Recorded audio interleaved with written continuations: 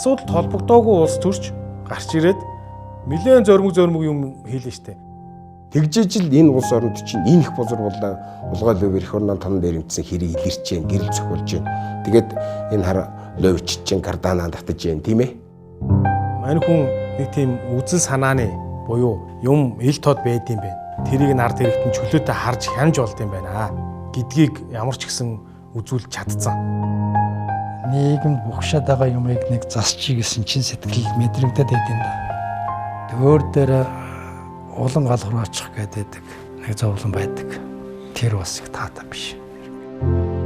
Дэндүү залуу байна да. Дэндүү галтаа юм руу орлоо даа гэж. Тэгвэл нөгөө талаараа өнөөдөр одоо ийм залуучууд хийхгүй бол өөр энийг хийх хэвдээ л гэж. Тэгэхээр тэр хийх хөв заяа нь энэ хүнд оногдож. Өдөржсөн цаг хугацаа бол онц биш. Сөрөг юу хийсэн? Игрэг юу хийсэн бэ? Үүгээр нөгөө улс орны удирдагч нар чинь түүхэнд үлддэг.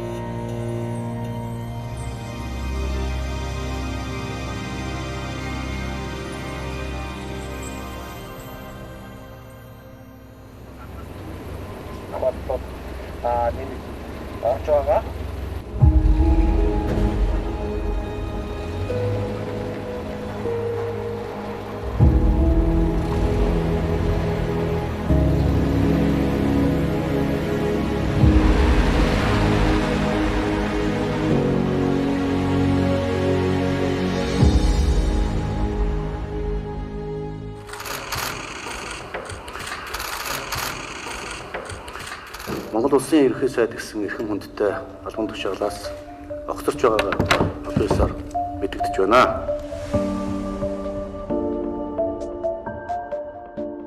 2021 оны 1 сарын 23-ны өдөр хөрсөх даргын засгийн газар огцрох шийдвэрийг хөрсөх дарга өөрөө гаргаад ингээд огцорж исэн. Дараачийн ерөнхий сайдын асуудал яригдсан л да. Тэр дараачийн ерөнхий сайдын төвшөнд хүлээн зөвшөөрөгдөх хүн одоо нэгдүгээрт нам дотроо удирдах зөвлөлт дотроо замун дээрээс нь одоо олон нийтийн зүгээс хүлээн зөвшөөрөгдөж тодорхой хэмжээнд үнэлэмж авах кандидатууд хэн байх вэ гэж ингэж бол тухайд ярьж исэн. За мэдээж хэрэг одоо хэд хэдэн хүний нэр бол ерөнхий сайдын төвшөнд бол яригдчихсэн. Тэгэл дараагийн ерөнхий сайдын асуудал бол нийгэмд улс төрийн хүрээнд хүчтэй яригдж эхэлсэн.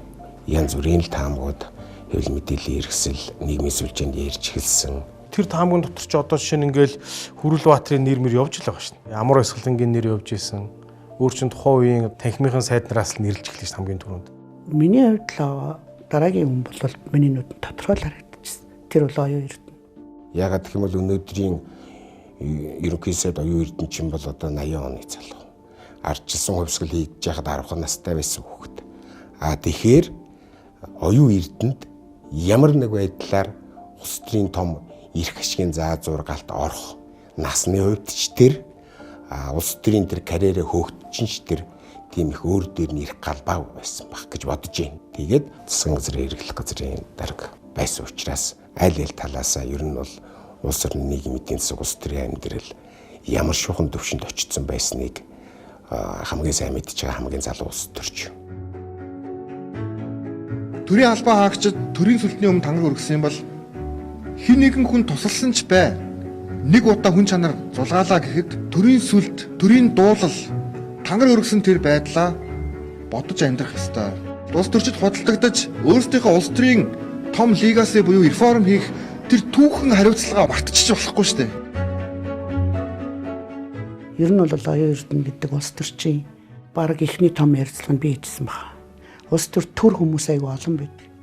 Төр орж ирээд арчигдж байгаа гоё хайран залуучууд бол зөндөө. Тэдний аль нь жишин байна гэдгийг бол харж ирсэн. Тэгэл ер нь бол оюун эрдэнэ ерөнхий сайд угаасаа болно. Тэрс өөр ямар нэгэн хувилбар тэм сүртэй дүр бол харагдаагүй. Оюун эрдэнэ ерөнхий сайдын хувьд одоо парламентын гишүүнээр ажиллаж их та. За энэ уул уурхайн баялагаас орох орлого өөр ард түмэнд тэгш хүртээмжтэй байх тэр нөхцөлийг бүрдүүлэх нийгэмд алдагдаж байгаа шудраг ёс. За тэр дундаа одоо энэ хөрөнгө чинээтэй хүмүүсийн одоо төрд нөлөөллийг таслан зогсоох, эмгэг цэгцэнд нь оруулах гэдэг үзэл санаан дээр одоо төвлөрч ажиллаж исэн учраас энэ үйл хэргийг Монгол ардын нам тодорхой үргэлжлүүлэх ийм хэрэгцээ шаардлага үндсэн дээр бол намын удирдах зөвлөл, намын баг хурал санал нэгтэйгээр бол ингэж сонгож исэн. За яг энэ оюун эрдэнэг Монгол улсын засгийн газрын тэргүүнээр сонгогдох үе бол ер нь хүндрэлтний хувьд л цар тахал гэдэг бараг дэлхийн 2 дугаар дайнаас хойш байж боломгүй тийм л хүнд дөрвөлттэй тийм айхтар цаг үетэл тулгарлаа шүү дээ. За залгуулаатай биелэтийн нөхцөл байдал өнөөдөр яаж үргэлжилж байна. Тэгэхээр бол сүүлийн арчлан 33 жилийн түүхэнд байгаагүй тийм хүнд цаг үед л одоо Монгол улсын засгийн газрын тэргүүнээр сонгогдсон ийм л ерөнхий сайд бол оюун эрдэнэ гэж үздэг.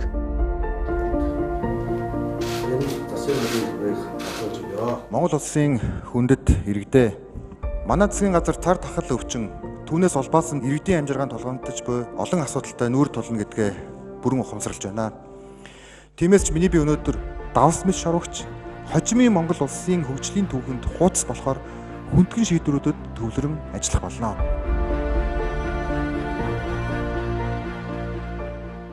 Би ч 90 оны их хямралын засгийн газрын үед хуульж байна дэд сайд байсан шүү дээ. Бямсрынгийн засгийн газрын үед картанд орчихсон байх. Тэрнээс хойш засгийн газруудын ерөнхий ажилласан нөхцлүүдийг дотор нь олон жил байсан юм чи би мэдлэггүй. Оюун эрдэнэ засгийн газар шиг хүнд нөхцөлд ажилласан юм засгийн газар байхгүй. Энэ 100 жилийн дэлхийн түүхэнд нэг том донцлогоонууд болдог. 1918 онд энэ Испаниад гэдэг юм гараад 100 сая хүндийг нас барсан. Тэгээ яг 100 жилийн дараа дахиад энэ юм чи эхэлсэн байхгүй юу. Яг 100 жилийн өмнө 1921 оны ардын хувьсгал ялаад ардын засаг байгуулагдсан. Одоо ерөнхий сайд тэргүүтэй. Тэгэхэд ардын засгийн үндсэн хөрөнгө анхны хөрөнгө нь 120 төгрөг байсан байдаг шүү. Үндсэндээ тэгээс эхэлсэн гэсэн. За 100 жилийн дараа за ерөнхий сайд оюун эрдэнийн үед бол нөгөө 100 жилийн өмнөх шиг нөгөө бүх зүйл хил хаагдсан. Экспорт импорт зогсцсон. Яг одоо тэгээс эхэлж байгаа юм шиг нэг юм цаг үе таарсан шүү дээ. Хүн ардын хөдөлгөөн хоригдсон. Худалдаа намаа байхгүй. Бүх зүйл зогсцсон. Төсвийн урлагийн талаас бол бараг нөл байхгүй юу. Яг эдийн засаг маань нийгмийн хувьд энэ одоо айхтар цар тахалт яг хүн цохилд автсан бүтэн жилийг өнгөрүүлсэн ийм эдийн засаг одоо эрүүл мэндийн нөхцөл байдал хүлээж авсан байна.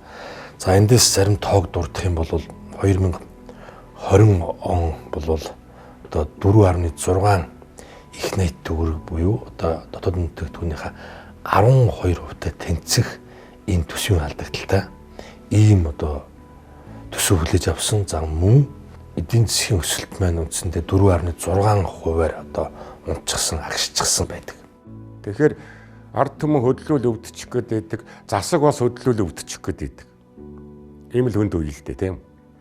Тэгэхээр ард түмнээ яаж өвчин зовлонгоо байлгах вэ? Улс орноо яаж эдийн засаг улс төр үзэл суурьтлын хувьд эрүүл сарвал аваад гарчих вэ? Нурчихгүй байх уу гэдэг энэ асуудалд яг энэ засгийн газарт тохиосон л да. Ийм нөхцөлд оюун эрдэнэ сайд танад түшгүүлж ажиллаж ихээр нь бид тэгэл ажилласан юм л да. Оюун эрдэнэ сайдын засгийн газрын чинь бүрэлдэхүүн цоо шин.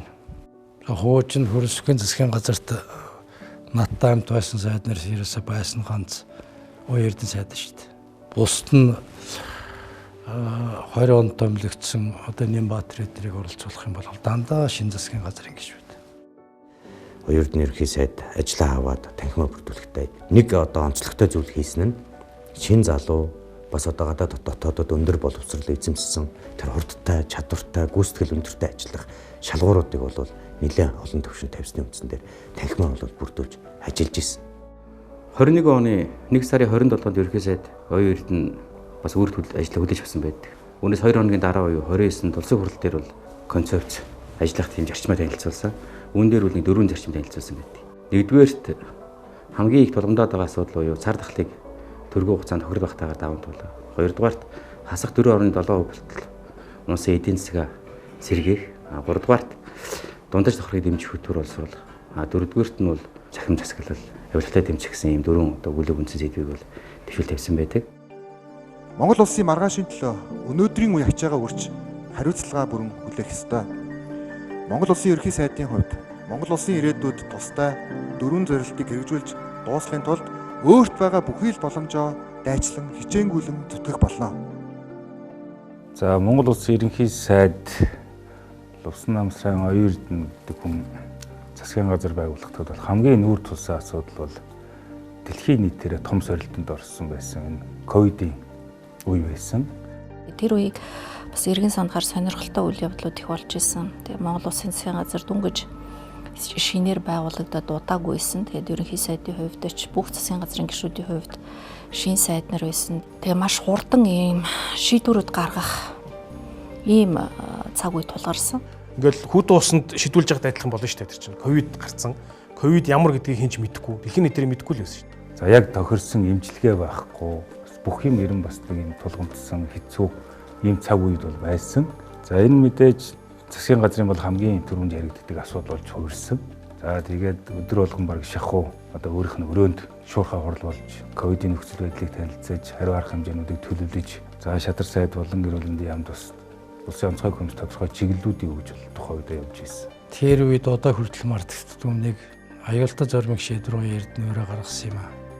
2 сарын 23 гихт вакцин оруулж ирнэ гэж хэлчихгүй юу? Яаж удаа сууж асан юм чинь. 1 сар засгийн газар байгуулагдсан. Вакцин авах хэсэг нь мэддэггүй. Онгоц бараг нисэхгүй. Бүх нийслэг агаа хийчихсэн байсан юм чинь. Тэгээ ястаа тархин дундор юмар цохиулах шиг болсон. 23-нд орж ирнэ гэдгээ нийт зарлж байгаа юм чинь. Вакцин жишээлбэл 2 сарын 23-нд авчир гэхлээр баг хүний уур хөрхөр байгаа байхгүй ямар ч боломжгүй онгоц нийсэхгүй. 14 оноос дээш локдаун хийгээд одоо ингэж яваад байгаа гэхлээр эдийн засаг дэлэхгүй. Хэрвээ бид нар 14 онд хугацаанд локдаун хийвэл энэ хугацаатай вакцин зэрэгцэх нь хамгийн зөв стратеги болно гэсэн. Ерөөсөө бид нар дэлхийд номер 1 вакцин жас уусгах. 1-4-5 сарын хугацаанд зөвхөн уусгах. Тэгэл өглөө сэрэхэд вакцины асуултын тэмдэг орой унтахад асуултын тэмдэг. Тэгээ байнга яг хоо бид бол үнэхээр бүхий суугаар ажилласан хувийн хувьсгалын манай дипломатууд бол одоо тэр суугаа орныхаа гадаад харилцааны яамд холбогдох байгууллагуудыг ер нь бол амраахгүй байнгын хөөцөлдөж одоо дэлхий дээр баг ганцаараа монголчууд вакцингүй эмгүй байгаа юм шиг те манайх л авахгүй болохгүй юм шиг ийм зохион байгуулалтанд яг өндөө бол орж ажилласан. Ялангуяа энэ дээр бол Монгол Улсын ерөнхий сайд оюун эрдэнэ бол маш их үүрэг бүсдэгсэн гэж боддог үнэ. Ялангуяа одоо энэ вакциныг одоо аль хурдан Монгол улсад оруулж ирэх талаар бол маш олон элчин сайд болон гадны улс орны одоо ерөнхий сайд нартай уулзалтуудыг бол хийсэн байдаг. Бүгд найрамд тэнцвэр тусдаа ерөнхий сайд Монгол улс суугаа элчин сайдтай холбогдож ярилцсны хүчинд одоо 150 мянган хүн тун AstraZeneca вакциныг бол хандвар авахар болсон байсан үе. Бид нар тусгай үүргийн онгоц нисгэж авсан. Тэгээд энтгэх жишээлбэл өөрөө одоо экспортын хориг тавьсан вакцинда өөрсдөө одоо маш хурдан богино хугацаанд дотоодоос хүндрээд тэгээ хилээ хаах одоо вакцин гаргахгүй байсан. Тэр үед нь бид нар бас яриа хэлцээ хийж ээж энтхийн засгийн газар бас биднэрт маш том боломж олгож экспортын хоригоо зөвхөн Монгол улсад бас цуцалж манад вакцин нөлөөсөн. Энэ улсын засгийн газрын бүсэлтгүүд тусламж олон улсын хэмжээнд хэрэглэж байгаа дэлхийн эрүүл мэндийн байгууллага бүртгэсэн AstraZeneca вакцин. Вакцины амжилттай боллоо. Тэгээ олж ирсэн вакцина хүмүүстэй хийх ийм том сорилууд байсан тийм. Монгол гэлтгүй дэлхийд ер нь вакцинд нэг сайн итгэхгүй янз бүрийн юмнууд сонсчихсон. Бид нар ярьжсэн байхгүй. За одоо хин хамгийн түрүүлж вакцин хийх үү гэхээр ерөнхийдөө за анхны вакциныг одоо ямар ч вакцин орж ирсэн би өөрөө очиж ингээд уриалаад хийлгэнэ. Тэгээд яг эмнэлэг яваад тэр үедээ бас вакцин өөрөө хийлгэжсэн. Тэгээд бид нар хамгийн түрүүнд вакцин авсан одоо энэ бүс нутагтаа бид нар бас үлгэр загвар орон болсон. Алийг нь хийлгсэн. AstraZeneca тий. Би хэлсэн гайгүй юм билээ. Энэ үеийг бол монголчууд харьцангуй маш сайн давсан гэж бодож байгаа. Монголчууд юу ах вэ? Нэг бол эрүүл мэндийн салбарын тэгээд засгийн газрын хувьд бол маш сайн давсан гэж хэлж болох байх. Яагаад тэгэхээр тэр үед бүхэл улсууд өрсөлдөж байсан. Бүхэл засгийн газрууд, бүхэл компаниуд маш хурдан хугацаанд яаж ард иргэдэд вакцинжуулах вэ гэдэг юм ийм. Тэгэхэд одоо эргээд санахлаар монголчууд зөвхөн нэг биш, хоёр биш дэлхийд дээр гарч ирсэн бүхий л вакциныг сонголттойгоор өөрсдөө хийлэх ийм л үе байсан шүү дээ. Энийг эргээд бодглохлоор одоо биднэрт бол яг хүнд үеэсэн ч гэхэл сайхан санагдаж байна. Дэлхийн бүх улс бас яг ингэж чадаагүй байхгүй юу? Дэлхийн эрүүл мэндийн байгууллага. За тэр дундаа номхон талаан бүс буюу одоо 37 улс байдсан шүү дээ. Манай улсыг оруулаад энэ 37 улс дотроо бол манай улс бол бараг ихний 2-3 чигс. Одоо энэ ковид үед хэрэгжүүлсэн тэ хариу арга хэмжээнийхээ хийсэн ажлаараа гэсэн үг шүү дээ. Манай энэ улсын туршлагыг 2 улсад бас давхар хэрэгжүүлсэн. За энэ талаар одоо яг тухайн үед номхон талаан бүсийн захирал хийжсэн Японы иргэн Такаши Касай гэдэг хүн бол Монгол улсад ирсэн 22 онд. Монгол улс ялцгүй тэ ковид үед бол энэ бүс дотроо бас нэлээд тэм тэргүүлсэн улсын тоонд орж байгаа. Танаа ялангуяа энэ вакцинжуулалтыг хийсэн арга хэмжээ, энэ авсан хариу арга хэмжээнүүд маш үр дүнтэй болсон гэдгийг бол аль бие усаар хэвлэлээр бол мэдгдсэн. Дараа нь мэдээж Дэлхийн эрүүл мэндийн байгууллагын ерөнхий захирал Тедрос гэдэг хүн ирсэн тийм ээ. Энэ хүн бол бас Монгол улсын хариу арга хэмжээг бол маш өндрөөр үнэлсэн. Ялангуяа нь бол бусад улстай жишээ болохоор том туршлага болсон хариу арга хэмжээнүүд авсан гэдгийг бол хэлсэн. Ингээл ард түмэн чинь нэлээд төвчээртэй хандсан. Ямар ч байсан гал адалгүй ковидын цаад талд гарсан шүү дээ.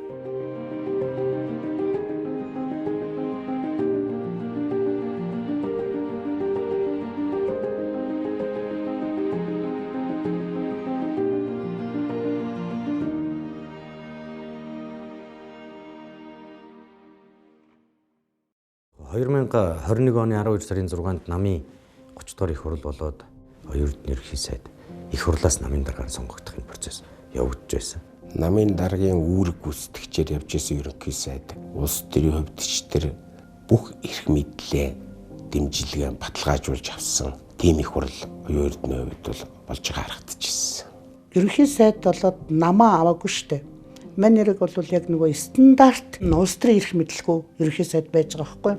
Улс төрийн эрх мэдлийг үүсэж авах гэж бол ялангуяа залуу хүн маань шиг тийм нөхцөл байдалд байсан хүнд бол бас нэлээд л юм болохоор байхгүй юу те. Хуучин одоо улс төр хийдэг стандартуудыг харахад бол тэгэхэд бол оюутны хувьд бол тэр намын эрх мэдлийг үүсэж авах талмал тэр ямар ч асуудал гараагүй. Тэгэхээр би энэ улс төрчийн өөрийнх нь одоо энэ 20-од жилийн замнал нь өөрөө бас гоё нэр цэвэр явж ирсэнтэй айгу холбоотой. Одоо дотоод хүнд нь тэгээ энэ улс төрийн хийсний алхмууд эр зориг энэ юмнуудад нь бол бас нам нь итгэсэн баг. Оюун эрдэнэ маш одоо сайн бэлэн төлөвлөгөөтэй энэ дээр гарч байгаа харагдчихсэн. Шин зууны зорилтоо тодорхойлох намынхаа 30 дугаар их хурлын үндсэн илтгэлийг эдийн засгийн тусгаар тогтнолын төлөөх 100-ыг эхлүүлэх 6 сэргэлт буюу шин сэргэлтийн бодлого хэмээн нэрлэж байгаамаа. Намын их хурлын одоо уур амьсгал нь одоо өөрөө шал өөр болсон. Ялангуяа намын даргын илтгэл шин 100 ямар байх юм бэ? Бид нар үр хөвгтөө дараагийн левелд гаргаж ирье. Өрсөлдөх чадвараа дээшлүүлье. Ер нь тэгээд хамгийн том юм нь эдийн засгийн тусгаар тогтнолын тухай. Тэрэн дээр тэр суурилсан том одоо амбиц гаргаж ирж тавьсан. За тухайн үед ерөнхий сайдын намын их хурал дээр танилцуулж исэн шин сэргэлтийн 6 бодлого бол Монгол ардын намын их хурлаас дүгнснээр цаг үе нөхцөл байдлыг асар өндөр түвшинд мэдэрсэн, өргөн хүрээний судалгаа хийж чадсан, Монгол улс дахин сэргэх тэр боломжийг бүрдүүлэх агуулгатай энэ шин сэргэлтийн бодлого батлагдаж байна гэдгийг бол дүгнэж ирсэн. Цар тахлыг хамтдаа даван туулж энгийн амьдралын хэмнэлээ эргүүлэн авторч эдийн засгаа сэргээж чадна гэдэгт Монгол ардын намын даргын хувьд Монгол улсын ерөнхий сайдын хувьд бат итгэлтэй байна.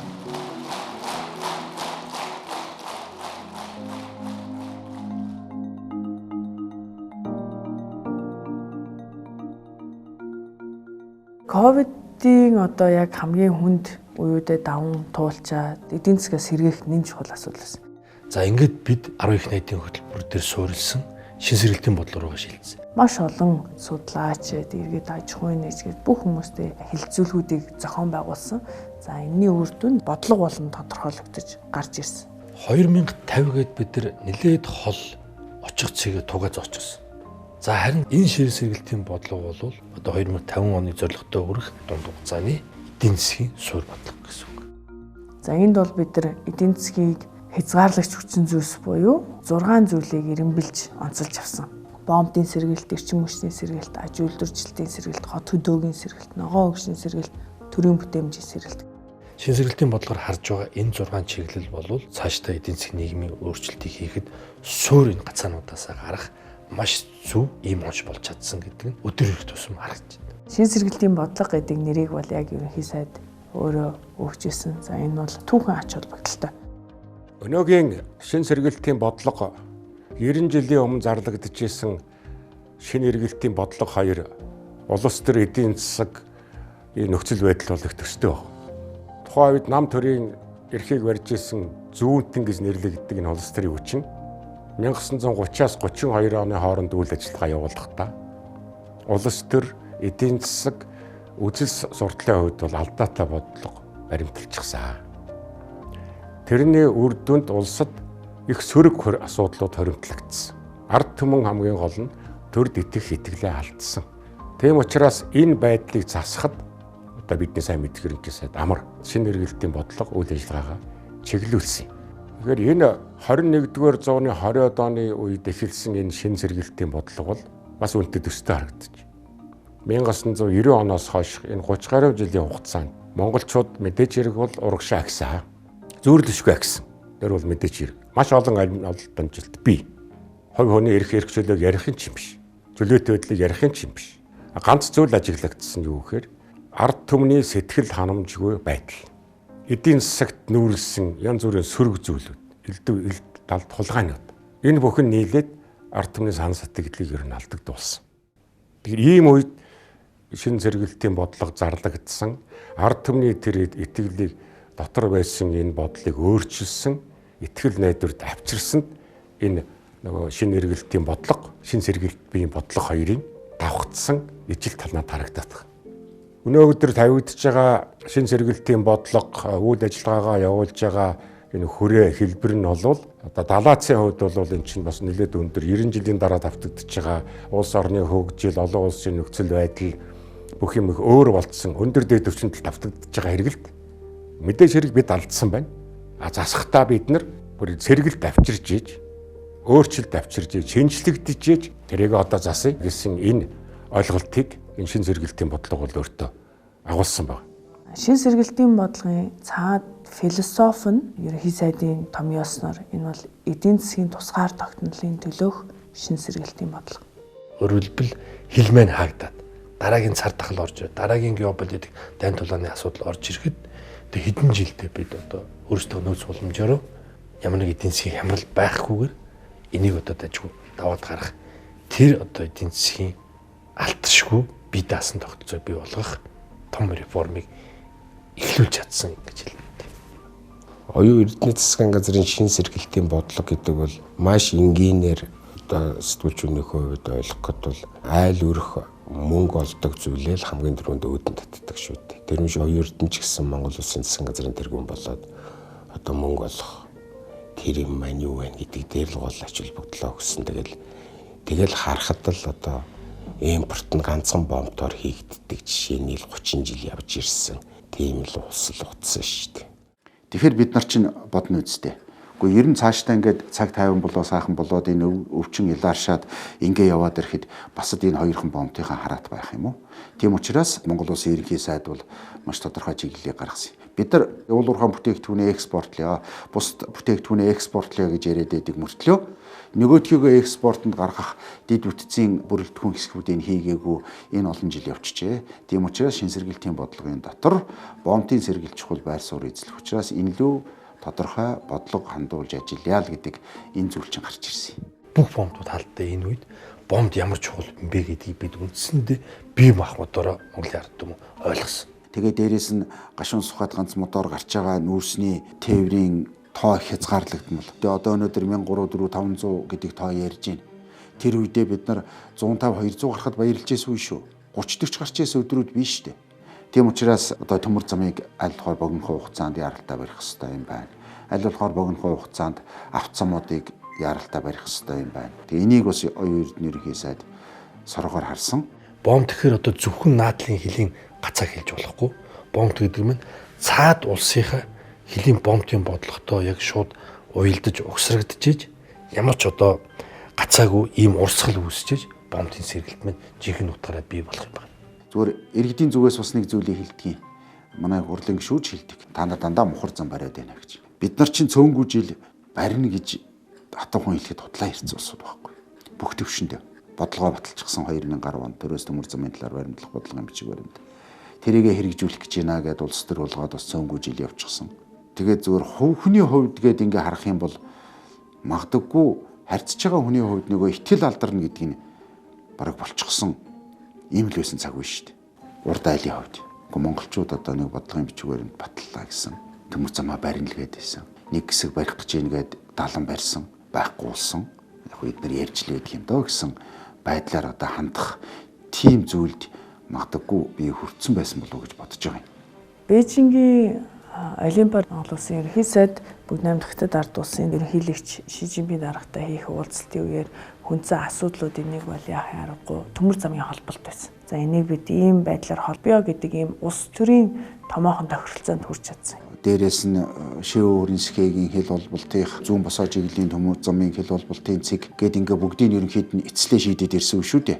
Ягаад бид нар одоо зүгээр ганцхан гашуун сухад гэдгийг онцолж яриад байна гэхээр нөгөө төмөр зам нь баригдчихсан бэлэн болцсон учраас л тэрийг яриад байгаа. Магадгүй тэрийг одоо хил холболтынхаа цэгийг бүх нөхцөлийг тохирчээж энэ бомбын төмөр замуудыг барина гэсэн болвол өнөөдөр бах байдгаараа л байх байсан баг. Магадгүй тэрийг урьдчилан тавьсан явдал монголчууд бас хэлсэндээ хүрч байна. Манай бодлоготой тээврийнхаа бодлогыг, бомбынхаа бодлогыг уялдуулахыг зорж байгаа юм байна. Нөгөө бүсва зам гэдэг төв алгассан энэ том бодлогыг дэмжиж ажиллаж байгаа юм байна. Тэгвэл бид нар одоо бас энийг дэмжих ёстой гэдэг зүйл бүгд найрамдах ард улсын бүх төвшөнд бас ойлгуулж бас нөгөө уран бэрийн нүүдэл гэдэг шиг өөрчилж заа гэж хэлүүлж чадсан юм шүү дээ. Энэ одоо олимпийн нээлтийн үеэр очсон уулзалт чинь. Энэ бол зүгээр нэг олимпиад оролцох биш. Одоо ерөнхий сайд Монгол улсынхаа эдийн засгийг тэлэх маш том түүхэн амжилттай айлчил байсан. За бомбууд ихрэг тусам өрсөлдөө нэмэгдэнэ. Өрсөлдөө нэмэгдэнэ гэдэг маань үнэнд нөлөөлсөн. Энэ тохиолдолд бид нар уул уурхаан одоо биржээр нэг хоёрхан компаниас хамааралгүйгээр дэлхийн зах зээлийн үнээр одоо бүтээгдэхүүнээ борлуулах ийм одоо боломж бол үүсэж байгаагаараа энэ одоо туйлын чухал юм аа. Ер нь бомбын сэргэлтийг ингээ харахаар улхан бомб руу чиглэсэн автозамын ажлууд 25 он гэхэд бүрэн дуусна. Аль хэдийнэ эхэлсэн. За цаашаага хавиргын бомб дорн аймаг автозамын ажил эхэлж гисэн. Цаатлын хугацаа 25 он гэхэд дуусна. Зүүн босоо чиглэлийн төмөр замын асуудал үндсэндээ засгийн газар дээр яригдаад концесс зарлагдаад холбогдох одоо компаниуд нь шалгараад ингээ явж гин. Зүүн босоо чиглэлийн төмөр замууд тутахгүй ингээ баригдах нь нарийн сухатын бүлэг ордоос шивээ хүрэн сэхээ чиглэсэн баруун босоо чиглэлийн төмөр зам концесс эзэмшигч нь шалгарчихсан. За тэнд мөнгө хил дамсан шилжүүлэх ажилтны зориултаа нарийн цэргийн төмөр зам би эх оны 3-4 сар ихэд үндсэндээ бүрэн дуусчихлоо гэсэн юм таамагтай байна. За тэнд ЭЖБ буюу ухаалаг тээврийн хөнгүү тээврийн хэрэгслийн одоо тээвэр эхэлчихсэн туршилтын тээврүүд амжилттай явагдаж байна. Чингэлгийн тээврийн терминал баригдсан байна. Энд чи их богино хугацаанд хийх цааш шүү дээ. Тэгээ цаашаага ингээд баруун тийшээгээ тойроо явах юм бол цагаан нуурын бомб байна. Одоо Монгол улсын хэмжээнд 3 олон улсын чанартай хатуу уучлалтай авцсан байдаг шүү дээ. Аз Европын хоорондох тэрний нэг нь EH4 22 онд оны намар үндсэндээ энэ зам маань бүрэн хатуу уучлалтай болсон. Завхан аймаг цаашаага хатуу уучлалтай хавцамаар Оростой холбогдсон зүйл том аруухан. Тэгэхээр төмөр замынхаа тараасан хажуугаар бас автозамын асуудлыг концессор хэрэгжүүлэх шийдвэр нь засгийн газар дээр гарчихлаа. Дархан Сэлэнгийн чиглэлийн автозамаас Зэлтрийн бомб хүртэл 124 км автозамын ажил энэ жил дуусаад одоо улсын комист хүлээлгэж өгөх хүсэлтийг гүйцэтгэжээс ирүүлчихсэн явж байна. Дөрвөн нисэх онгоцны буудлыг концессор олон улсын нисэх онгоцны буудал болгох Дорнод аймгийн Чой улсын хотынх За Өмнөгов аймгийн Нисгэн утасны буудлын гэдэг ингээд энэ бомбын сэргээлтийн хувьд бол нөгөө бомб руугаа чиглэсэн хатуу уланд зөөлөн дэд үтсийн ажлууд үндсэндээ хөдлөөг ажил гэж байхгүй шүү. Тэр бомб бол бүх талаараа үр дүнгээ өгөх зүйл байхгүй. Бид нар одоо дахиад хятадын талыг хилээ хаана гэхэд ч юм уу сандрах ёсгүй байхгүй. Тэр л манай ирээдүй юм байгаа. 10 дугаар богдын асуудал байна уу? Далай ламын асуудал байна уу? Ямар шалтгаанаар улс төрийн бойкот хийгээд тийм ээ хилээ хаадаг байлаач гэсэн бид нар тусаар тогтноод царайчлахгүй үлдэхэл ёстой. Тэхийн тулд энэ бомбууд ч байгаа хгүй экспортын бомбууд. Өнөөдөр одоо бичиг танк мандал гашуун сухайт гэдэг бомбын сэргэлт бүр бомб тариуцсан засгийн газрын тусгай сайд дэвтгсэн. Би болгоод ингээ явж байгаа нь бол одоо нэг мөнгө олох урсгалаа илүүд хэлсэн эдийн засгийн том арга хэмжээ бол өнөөдрийн оюун эрдэнэ засгийн газрын бомбын сэргэлт бол яхаарахгүй мөн. Ингээд энэ шин сэргэлтийн 6 бодлогыг дэвшүүлсний үндсэн дээр одоо олон нийтийн зүгээс хамгийн өндөр дэмжлэг авсан зүйл бол бомбын сэргэлтийн бодлого гэж. Монгол улс өөрөө далаад гарцгүй хоёр том хөрчтэйгөө экспорт импортын харилцаа бол маш өндөр түвшинд явдаг. Гэтэл бид энэ улс руу орж гарах тэр урсгалыг нэмэгдүүлэх чиглэлээр өнгөрсөн цаг хугацаанд бол мэдээж бодлого хэрэгжүүлж ирсэн. Гэхдээ хаалга үүдээ бол хангалттай өргөн хэмжээнд бол нээж чадаагүй байсан юм байна гэдэг дүгнэлтийг ард иргэд бол бодиттой хийж чадсан байдаг шүү дээ. Ингээд бомбын сэргэлт бий болсноор олон талын урсгалаар Монгол руу орох гарах урсгал нээгдэж чадсанараа экспорт нэмэгдэх боломж нөхцөл сайжирсан гэж үздэг. Яг энэний үр шим бол жишээ нь 2023 онд гарч ирсэн. 2021 онд Монгол улсын экспортоор гарч ирсэн нүүрсний хэмжээ 35 орчим сая тонн гэж үнэлэгдэжсэн бол 2023 оны жилийн эцсийн гүйцэтгэлээр 70 сая тоннд хүрэх хэмжээнд хүрчиж байгаа. Энэ ч 2 дахин нэмэгдэж. Яг энийгээ дагаад Монголын эдийн засгийг тэгж тэлж байгаа ийм том бодлого болж байна. А энэний чинь үндэс нь өөрөө энэ шин сэргэлтийн бодлогын одоо бомбын сэргэлтийн үр шим бодтой гарч байгааг дүр төрх юм аа гэж ингэж болол хэлж болох юм аа. За өнгөрсөн хугацаанд бол бид нар зөвхөн замын үеийн төмөр замтай цэрэнгээр одоо ачаа хэрэглэл явж ирсэн. Одоо бид нар ирэх 2 жилийн дотор бол экспортын 5 гарцтай болно. За энэ ч нэсээ 2 дахь одоо том зорилт бол 3 улсын коридор. Нэг үгээр хэлбэл Оросын албаны улс бүгд найрамдагтад ард улсын экспортын гарцыг хооронд нь нээж транзит болох юм бодлого хэрэгжээд явж байна гэж ер нь бол ойлгож байна.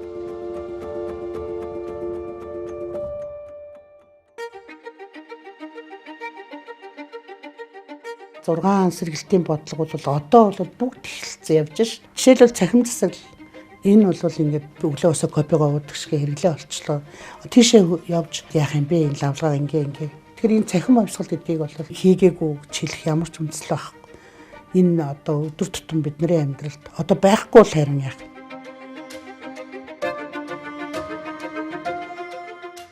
За ерөнхий сайд оюун эрдэнэ хэрэг эрхлэхийн дараагаар ажиллаж байхдаа их хурл засгийн газрын дээр хамтарсан ажил хийсгийн үр дүнд ийм Монгол бол анх 100 хүрэхгүй үйлчлэгээтэй л эхэлж байсан бол өнөөдөр 3 жилийн дотор ийм Монголын үйлчлэгээ 1075-д бол хүрсэн гэсэн. Ийм Монгол та босноос хойш ер нь иргэд яг төрийн байгууллага руу очих нь багасж байгаа шүү дээ. Би гэхэд чинь цэргийн бүртгэлээ утсан дээрээсээ хийлгэсэн заавал орон дээр очдөг байсан. Тэр бол байлна. Тэгэхээр энэ бол нийт 3 сая иргэндээ үржүүлээд үзэх юм бол хэдэн саяар яригдах цаг үүнтэй холбоотойгоор хэдэн тэрбум төгрөгөөр яригдах зардал мөнгөийг хэмнэж байгаа ач холбогдолтой платформ байна. Технологийн шийдэл нэг талаасаа явахсан хэдий ч хууль эрх зүйн төгжээ гэдэг зүйл юм болохгүй бол энэ цахимжилт ерөөсөө эрчимждэггүй. Нэгсэндээ бид цаасанд маш их зардал гаргадаг. За төрийнхний дунд 15 янзын бичиг хэрэг солилцооны систем байгаад дүүрэг нь аймагтайгаа, аймаг нь яамтайгаа, яам нь агентлагтайгаа бичгийг солилцож төдийлөн чаддгүй. Тэгсэн мөртлөө дотроо болохоор бичгийг цахимаар солилцоод байдаг байсан. Тэгэд яагаад өнөөдөр цахимаар солилцсон бичгүүдийг заавал хэвлээ зээфэнд хадгалаад байдсан бэ? Гэхдээ архив албаны хөтөлбөрийн хуулинд нь заасан байдаг. Цахим цаасан баримт бичиг зөвлөл цааснаа барина гэдэг. Тэр энийг өөрчлөх ёстой. Ингээд 109 хуулийг их хурл өөрчилсөн. 109 хуулийг өөрчилснөөрөө цахим ба цаасан аль баримт бичгийг хүлээн зөвшөөрнө. Нотлох баримтад үнэлнэ гэхээр энийг хийсэн учраас одоо ийм Монгол 4.0 энэ жил нээхэд одоо маш боломжтой болж байна. Цаасан мэдээлэл захимжиж нээлттэй болох тусам системийн авилгал хичнээн удаан хугацаанд бидний боломжийг шимгчлэн улгайлах байсныг хэн таашгүй. Тэм учраас өнөөдрөөс илүү сайхан маргааш шиг сайн засаглалын индексийг Монгол улс маш богино хугацаанд томоор өөрчлөх хувьсаа өөрчлөлтийг та бүхэн хийж байгаа гэдгээрээ үргэлж бахархаарай гэж би бас эргэлзээд хэлхийг хүсэж байна.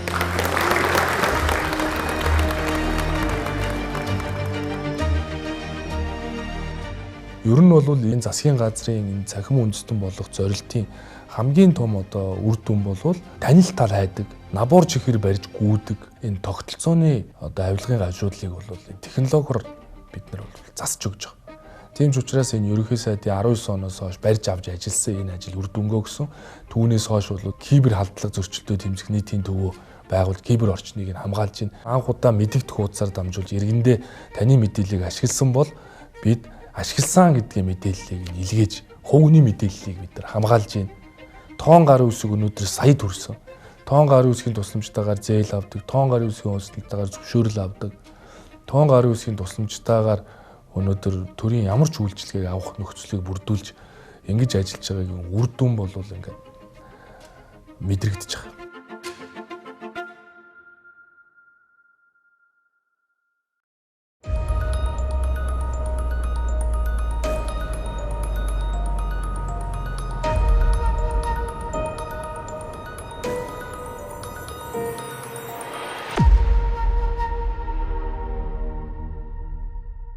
Одоо манайх чинь 2012 онд дэлхийн рекорд тогтоогоод дотоодын нийт бүтээгдэхүүн өсөлтөөрөө гадаадын хөрөнгө оруулалтуудтай шоволзоол ороод ирчихсэн тий. Тэгсэн чинь тэгээд улс төрчдийн харлаган янз бүрийн үйлдэлүүдээс босоор байгаад бид нар чи одоо 2020 он гэх чи нэлээ муудсан байж байгаа шүү дээ. Гадаадын хөрөнгө оруулалт нь цөөрцөн энэ төр тий. Сонирхоо болцсон. Болгоомжлоороо гэж би үүндээ ярьдаг болсон байсан байхгүй тий. За нэг нүгөө ярихад бол оюун эрдэнэ ерөнхий сайд зориод байгаа яриад байгаа гол зорилго нь гадаадын хөрөнгө оруулалтыг эргэж сэргээх, эргэж сонирхлыг нь төрүүлэхийн төлөө яваад байгаагаа удаадараа илэрхийлж байгаа байхгүй юу. Хэрвээ үгийг анзаар сонсвол энэ нь л одоо дэмжих хамгийн гол шалтгаан. Сая оюутлогын хэлцээр амжилттай болчлоо. Яг оюутлогоо төсөл 2020 онд Монгол Улсын шинэ засгийн газар байгуулагдах үед гацаатай байсан. Гацаатай гэж юу хэлж байгааг бол энэ төсөл хоёр үе шаттай. Нэгдүгээр ил уурхай, хоёрдугаар далд уурхай. Нийт оюутлогын баялагын 70 орчим хувь нь гүний уурхаагаар олборлох ийм техник тэнцвийн үндэслэлтэй. Тэгвэл 2015 онд Дубайд байгуулсан далд уурхайн нэмэлт санхүүжилтийн төлөвлөгөөтэй холбоотой одоо маргаан үүснээс шалтгаалаад оюутлогоо төсөл үндсэндээ далд уурхайн бүтээн байгуулалтын ажил одоо зогсон байдалд орсон гацаатай байсан. Тэгээд Монгол улс өөрийн эзэмшлийн 34% ашигаач одоо аваагүй байхад л 2.3 тэрбум долларын үүрэнд орчихсон. Бүр ирээдүйдээ 22 тэрбум доллар төлөх үүрэнд орчихсон. Тэгээ 10 гаруй жилийн хугацаанд бол одоо Rio Tinto компани бол монголчуудыг Монголын засгийн газрыг бол монголчуудын хэлээр могторлох гэдэг юм уу, нэг илэг баригч гэдэг юм уу, нэг тийм байдлаар л явж ирсэн юм гэрээтэй. Оюун эрдэнэ засгийн газар бол одоо дахиад нүр тулсан. За оюун ерөнхий сайд хэрэглэхийн сайд байх үеэс эхэлж энэ гацаанаас нь хэрхэн гарах вэ гэдэг. За нөгөө талдаа өөртөө яаж давуу байдал үүсэх вэ гэдэг тал дээр тодорхой ажлууд хийсэн.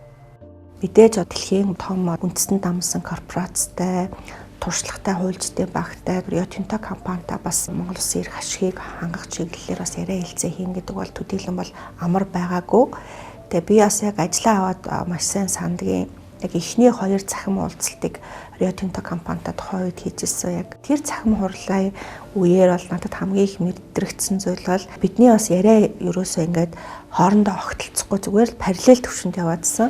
Ерөнхийдөө ойлголцоод маш их төвөгтэй байдал үүссэн, маш их олон хоримтлагдсан асуудал ихтэй үед бас энэ яриа хэлцээ маань бол эхэлж исэн. Оюун эрдэнэ засгийн газар бол олон улсад л Rio Tintoтой одоо нүүр тулсан тэмцсэн гэж үздэг шүү дээ. 5 ч улсын шүүхэд байна хандсан байдаг баг. Арбитрийн шүүхэд хандсан.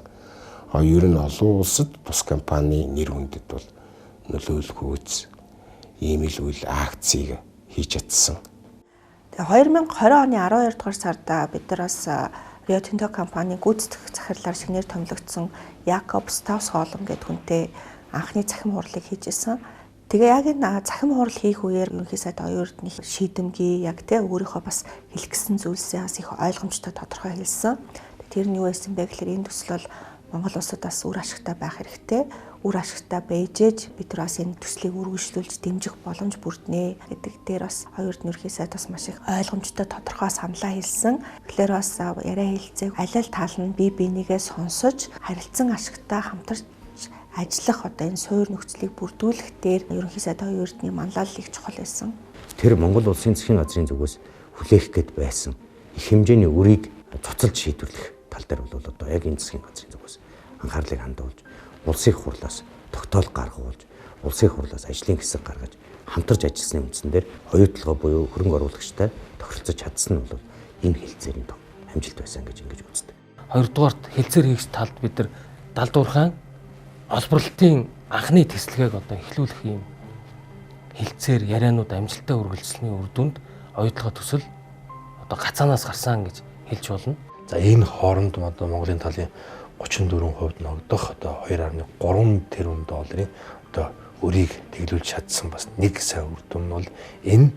Тэгээ бид нар бас дараа нь бас энэ яриа хэлцээ бас амжилттай болсны дараа манаас хөрш сэргэлтэй бүс нутгийн бас зарим улсууд бас Монгол улсаас туршлага судлыг гэж ирж ирсэн. Дэлхийн томоохон бас үндэстэн дамсан корпорациудтай хилцэл хийжсэн туршлагатай зөвлөх компаниудын бас нэр хүндтэй хуульчтай ч гэсэн бас бид нар санал солилцож байхад та нар бас яаж Rio Tinto компанийг бас ингэж буулт хийлгүүлж чадваа, та нар 34%-ийнхаа үрийг тэглүүлэх юм тулд бас хариуд нь юу гэсэн бэ гэж их асууж ирсэн. Бидний хувьд бол өндөр бол ямар ч тийм буулт бол хийгээгүй. Тэр утгаараа бас яриа хэлцээ бол маш их амжилттай байсан. За энэ төслийн бие өрөөгөөжийн талаар зүгээр товчхондоо хэлэхэд 23 оны 12 сарын 31-ний байдлаар 2.9 тэрбум Америк долларын олболт хийсэн. Энэ 25 оны сүүл 26 он гэхэд 3 дахин өснө. 2028 оны төгсгөлөхэд энэ хэмжээ 4 дахин өснө. Зэсийн үнийг өнөөгийнх нь үн цэнээр тооцож үзэхэд 2028 оны төгсгөлөхэд нийтдээ 12 тэрбум Америк доллароос багагүй хэмжээний ийм олборлтыг жил болгон үйлдвэрлэх юм боломжууд энэ далдуурхаан доктортой олборлолтоор бүрдэж байгаа гэдгийг бас товчхондоо хэлье. За энэ засгийн газрын үед та бүхэн санаж байгаа бол 21 оны 5 сард татврын байгууллагаас оюу толгоогоос одоо нэг их 80 төгрөгийн татврын орлогыг оруулах шийдвэр гаргасны үндсэндээ оюутлогоо татврын орлогыг засгийн газарт төлөх энэ ажил хийгдсэн. Ковидын цаг үе байсан учраас нийт ард иргэдэд одоо эргэн бүрт 300 мянган төгрөгийн энэ татвараас орох орлогыг хүртээх ажлыг хүртэл зохион байгуулж ирсэн нь энэ оюутлогоо далдуурхаан бүтээн байгуулалттай холбоотой, за мөн татвар төлөлттэй холбоотой асуудал дээр энэ засгийн газрын одоо ажилласан ажлын хэсгийн гаргасан үр дүн юм а гэж ингэж бол боддоор үзэж байгаа. Энэ бол үнэндээ маш том гавьяа байгуулсан л гэж энэ засгийн газрыг оюун эрдэнэ засгийн газрыг бол сэтгүүлчийнхөө хувьд үздэг. Энэ өөрөө дараагийн хөрөнгө оруулалтуудад бол маш том кейс болсон. Монголчууд бол амаргүй, Монголын засгийн газар бол амаргүй, Монголын засгийн газар бол туршлагатай болсон юм байна гэдэг мессежийг бол олон улсад их сайн өгсөн юм үйл явдал болсон л гэж үздэг дээ. Оюутлогоо төслийн гүний уурхаан 1265 метрийн гүнд орших 18 дугаар цооногоос Монгол улс өнөөдөр олон улсад дөрөв дэрэмлэгдэх зэсийн өндөр технологийн уурхаатай болж эхний бүтээгдэхүүнээ олборлож байгааг дэлхийд дахинд ийхүү зарлаж байна.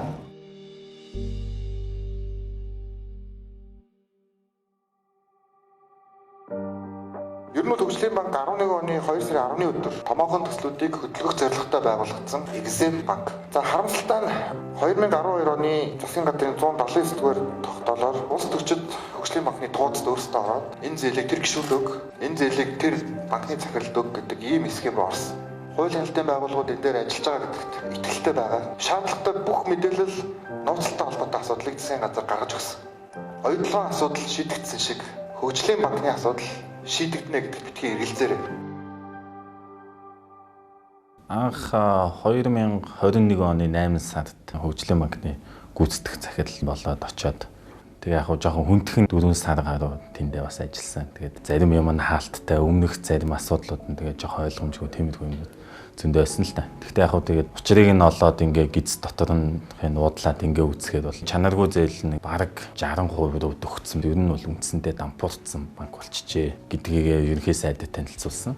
Ерөнхий сайд бол за тэгвэл одоо үүнийхээ талаар арга хэмжээ аваа. Тэгээд иргэний шүүхэд өгдгийн үг, шалгуулахын шалгуул. Тэгээд ер нь олон нийтэд ил болгож дэмжлэг аваа. Тэгээд иймэрхүү байдлыг бас дахиж гаргахгүй байдлаас нь бол одоо таслан зогсох ёстой. Тэгээд 2022 оны 1 сарын 20-нд хэвлэлийн банк хурал хийгээд чанаргүй зээлдэгчдийн бүх нийцсийг ил тод болгосон байна. Тэгээд үүнээс л бүх процесс эхэлсэн гэх юм уу. За ингээд 66 зээлдэгчийн 3.3 их найдын нийт багцтай байсан. За үүнээс 42 зээлдэгчийн 1.9 их найд буюу 57% чанаргүй зээл болсон байна гэдгийг нэг бүрчлэн олон нийтэд одоо ил тод одоо мэдээлж ингэж ажилласан. Энд ч одоо миний санджаагаар 10 оноос хойш гэхээр чинь 20 хэдэн жил хэн ямар учраас авч байгааг бүүмэд буцааж төлдөг өгөөг бүүмэд ингээд хуримтлагдсан зээл байхгүй. Хөгжлийн банк гэдэг нэг юм байгалаа байхгүй. Тэр өтгөө чи наатаа банк гэж яриад байна. Наа чи банк биш гэж хэлжсэн хүртэл том албан тушаалтан байдаг манад. Тэгээд хөгжлийн банк гэдэг нэг юм Эрдэнэсийн сангаас ус төрчид дарганаар эрх мэдэлтнүүд чадхын хаяраар утгаж авч ирсэн гэдгийг бүгдээр мэдээд авлагч тамирч байсан. Тэнгүүд л пүү паавал бол явцсан. Сэтгүүлч нар ажиллаа сайн хийсэн. Сайн ухсан. Тус банк нь шинэ зээл олох битгий хил банк натан буудах хэмжээний ийм чанаргүй зээл хөрөнгөлөгдөжээ. Нөхцөл байдал тунханд байна. Монгол банкнаас шалгалт хийгээд чанаргүй гэсэн тэм дүгнэлт гаргаад өгсөн байна. Монгол Улсын хөгжлийн банкнаас албан бичгээр ирүүлсэн гинтэрийн талаарх гомдол мэдээллийг үндэслэн авилгатай тэмцэх газрын мөрдөн шалгах хилцээс хэрэгнээж мөрдөн шалгах ажиллагаа явуулж байна. Тэг чи одоо ингээд яг албан тушаалтны хувьд ч гэсэн хувийн хувьд ч гэсэн ер нь бол айгүй эрсдэлтэй алхам л та. Одоо тэр олон улс төрчид манай Монголын бүхэл том бизнесмен л байгаа шүү дээ. Тэгээ би ч гэсэн угаасаа энэ одоо айдас гэх юм уу энийг бас ерөнхий сайдд илэрхийлсэн. Тэгээд ерөнхий сайдын хувьд бол за ямар ч байсан гэсэн зөв юмны талд бол зогсох ёстой. Би бол одоо намын дарга ерөнхий сайдын хувьд бол хамгаалнаа. Хамгийн гол нь над асуудлынхаа ард нь гарах ёстой, үр дүн гаргах ёстой. Чанаргүй зээлүүдийг нь бүгднийг төлөвлөх ёстой гэсэн тийм л чиглэл өгсөн. 22 оны хагас жилийн байдлаар олон улсын зээл зэвсгэрлийн одоо агентлагууд хөгжлийн банкны санхүүгийн нөхцөл байдлыг шалгалт хийгээд зарлах юм цаг хугацаа байна. Хэрвээ тэнд одоо дефолт зарласан бол олон улсын санхүүгийн зах зээл дээр манай засгийн газар энийгээ дагаад дефолт зарлах маш өндөр эрсдэлтэй. Өөрөөр хэлбэл тухайн улсын хөгжлийн банкыг засгийн газраас нь салгаж харддаггүй. Ерөөсөө хөгжлийн банк дефолт зарлаа энэний ард шууд кросс дефолт буюу давхар одоо дампуурлаа засгийн газар одоо зарлах ийм эрсдэлтэй нөхцөл байдал үүсдэг. За яг энтэй бид тулсан жишээ нь гэхэд валютын сангийн би одоо тод санаж ин л да валютын сангийн захидлууд нь ирээд за одоо наад банк ч юу нэгээд баларчлаа ингээд наад банкаа юу дампууруулаа гэд аль бие ёсоор хэлж исэн. Тэгээд за ямар ч байсан гэсэн бид нэр ингээд энэ хэсэг хугацаанд ингээд ажиллаад үзье. Тэгээ үр дүн гаргаад тааруулъя гэл бас тиймэрхүү зөвшөлтсөл түрэл. Тэгээд хөгжлийн банк хэрвээ дампуурсан бол дагаад Монгол улс өөрөө дефолт болох. За бүр цаашлаад валютын сангийн хөтөлбөрийн тест орох энэ эрсдэлт байсан. За ингээд бид 7 сарын 1 хүртэл одоо маш хатуу шатраа дарамжаануудыг авсны үр дүнд нийтдээ бид 450 тэрбумны чанаргүй зээлийг энэ богино хугацаанд төлөвлөж чадсан. Ингээд одоо нөгөө 3 зээлжигч зэрэглэлийн агентлагууд дээр бид гурвуулан дээр нь бие доктортой үнэлгээг хамгаалж чадсан, амжилттай хамгаалж чадсан. Ер нь бол засгийн газар бол бүх талаар дэмжиж ажилласан. Миний санаж байгаагаар бол 25 6 удаа засгийн газрын бодлоор зөвхөн манай банкны асуудал орж исэн байдаг. За тэгээд хурал болгоны өмнөх өдөр нь ерөнхий сайд бол бичлээ уулзаад за яг ямар асуудал шийдэх вэ? Одоо яг юун дээр ингээд гацчаад байна гэхэл ер нь байнгын л холбоотой л ажиллаж ирсэн л дээ. 22 оны 1 сараас хойш одоо 23 оны эцэс гэхэд 1.6 их найд төгрөг төлөгдсөн байна. За ингээд Монгол улсын одоо хөгжлийн банк өөрөлдөл Монгол улсын засгийн газар бондын эрсдэл 50%, за мөн хөгжлийн банкнаас одоо үүдэх эрсдэл 50% байсан. Ингээд хөгжлийн банкны эрсдлээс одоо бүрэн гарсан бондынхаа одоо эрсдлээс одоо бүрэн гарсан дефолт үүсэх. За мөн ажил эцсийн тайлангаа зэжиг зэрлэг тогтоодог агентлагуудтай хөргүүлснээр нөгөө одоо нөхцөлтөө бие доктортой үнэлгээнүүд маань аль бие ёсоор одоо баталгаажсан гэсэн үг. Хөгжлийн банк л байлаа гэхэд ч одоо Экзем банк болох гэж юм тийм ээ. Энэ бол ингэж улс төрчсөн зээл байха болёо. Төслүүдийг санхүүжүүлдэг байхын тулд ийм байх ёстой юм ингээд одоо менежмент нь зөвөр явах эхлэх гэж байна. Тэгэхээр эрсдэл болгоны цаана хожил байдаг юм байна. Тэгээд одоо алдаач бай онооч бай мөрөө үлдэхээс энэ залуу айсангүй тэгээд 3 жил боллоо. Засгийн газар бүхэн өөр өөрийн цаг хугацааны онцлогтой мөн жаргал зовлонтой байдаг. Манай засгийн газрын хувьд цар тахлын үед мөн дайны цаг үед авилгалтай тэмцэж гадаад бондуудын өрийг хугацаанд нь төлж эх орноо дампуурлаас хамгаалах нь энэ цаг хугацааны түүхэн үүрэг байлаа.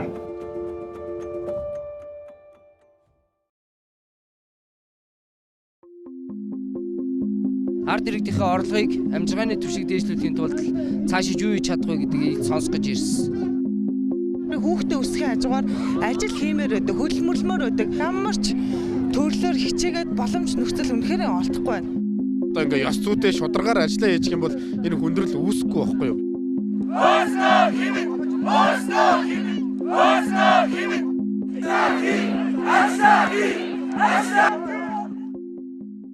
...2022 оны 4-р сарын 7-8-ны өдрүүдэд ажиллаа хий гэдэг ийм чагсаал цуглаан болсон. Энэ бол мэдээж хэрэг нөгөө ковидын хөл хорионы хүнд үед аж ахуй нэгж байгууллагуудын нөхцөл байдал санхүү хүндэрсэн, төрийн албаны данхар бүтцэд игдүүдсэн, төрийн албаны хэмнэлттэй бус шийдвэрүүдийг игдүүдсэн, за төрийн албыг ажиллаа хийхийг шаардсан, бизнесийн үйл ажиллагааг дэмжихийг шаардсан ийм одоо жагсаал цуглаан байсан. Тэр чинь баг Сүхбаатарын төв талбайг баг дүүргэсэн шахуу том жагсаал баг шүү. Тэгээд тэрэн дээр Монгол Улсын засгийн газрын тэргүүн шууд гараад ирж байгаа нь одоо Монголын засгийн газар нин шин болсон юм байна гэдгийг мэдрүүлэх шиг болсон. Тухайн үед сайд нар одоо удирдлагууд ерөнхий сайдтай хэлцгээд зарим хүмүүс бол ерөнхий сайд залуучуудтай гарч уулзах шаардлагагүй гэж хэлжсэн хүмүүс бий. Зарим нь бол одоо уулзах шаардлагатай гараад одоо уулзаад тавьж байгаа шаардлагуудыг нь сонсох. Ингээд саналыг тэнцсэн. За ингээд ерөнхий сайд өөрөө хагалсан. Би жагсаал дээр өөрөө бичлэн гарч шаардлагыг хүлээж авъя гэдэг. За ерөнхий сайд талбай дээр гараад уулзахад яг бас хамт ингээд ард нь явж исэн. Ингээ ардаас нь хараад зогсож байгаад ерөнхий сайд өөрөө залуу тийм ээ. Талбай дүүрэн Монгол залуучууд цуглдсан. Нэг асуудлын хоёр талд мэд зогсож байгаа. Ерөнхий сайд залуучууд мэд ингээд. Гэтэл яг үнэндээ нэг зүйлийн төлөө тэмцэж байгаа хүмүүс. Тэр итгэл үнэмшлэрээ ерөнхий сайд гар залуучуудтайгаа уулзсан болов уу гэж бодож байна.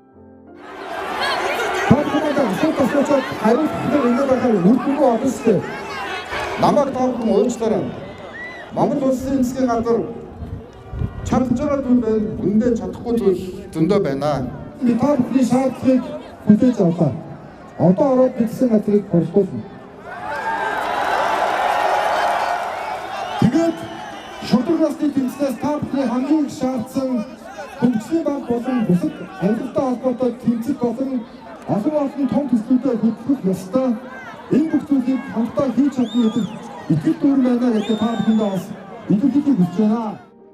Ерөнхий сайд хуулиараач тэгж нэг гарч ирэх боломж байд юм уугүй юу?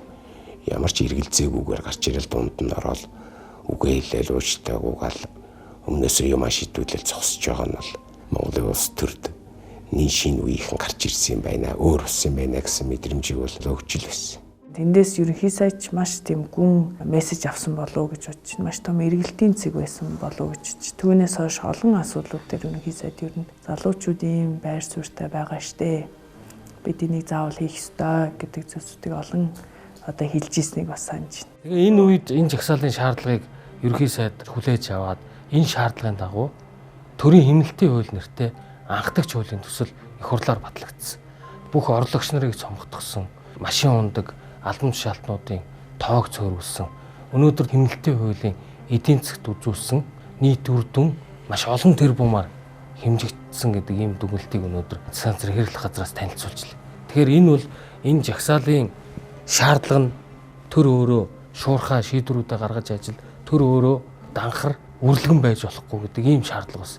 Энэ шаардлагыг Монгол Улсын ерөнхий сайд 100% хүлээж авч төрийн хэмнэлтийн хуулийг батлуулсан. Өнөөдөр ч гэсэн хэмнэлтийн хууль хүчин төгөлдөр үйлчилж байна. Юу н улс төр нэг талдаа хөшөөний цаана болоод байгаа юм шиг хэрнээ. Зарим талдаа бол нэг тийм ил мэдрэгдэх юм л. Салбар бүхэн дээр шимж байгаа. За тэр дундаа уул уурхай энэ том асуудал дээр хязгааргүй баяжсан, улс төрийг худалдаж авсан, шүүхийг худалдаж авсан ийм нөхдөөтэй бид нар нам хагалцахгүйгээр эвлэрч болохгүйгээр тэмцэх ёстой. Хүнд бариулсан кармандаа хүний гарыг дүүрүүлсэн хүн чинь нөгөө хүнийгээ өшгөлөд унгуул өөрөө татагдаж унах гэдэг шүү дээ. Тэгэхээр мань хүн тийм юм алга, тэр мань хүний даваа тал болсон байх одоо. Эрдэнэс Монголтой холбоотой манай парламентын нэр бүхий гишүүд гашуун сухатын төмөрт замыг 10 гаруй жил гацаас яг л тэдэрт маш их ашигтай байсан юм л. Энийг шанд тавиагүй юм уу? Тэ шат ахиулаагүй, энийг хийгээгүй гэж хэлэх ямар ч үндэслэл байхгүй. За урд нь бол тэгээд нөгөө томилсон их хурлын гишүүнээрээ уцтуулаад ч юм уу нэг яаж хийж байгаад аргаллаа гэдэг ийм итгэл үнэмшилтэй бас байдаг байсан юм шиг. Хин нэгнэр над руу уцтуулаад ямар ч нэмэр байхгүй. монголчууд Монголын ард түмэн ухаан зараад өөрийнхөө нэр хүндийг цэвэр байлгах тэр зүйлийг авч үлдэхэд улаарахгүй байгаа энэ залууг ашиглаад авах хэрэгтэй гэж боддог.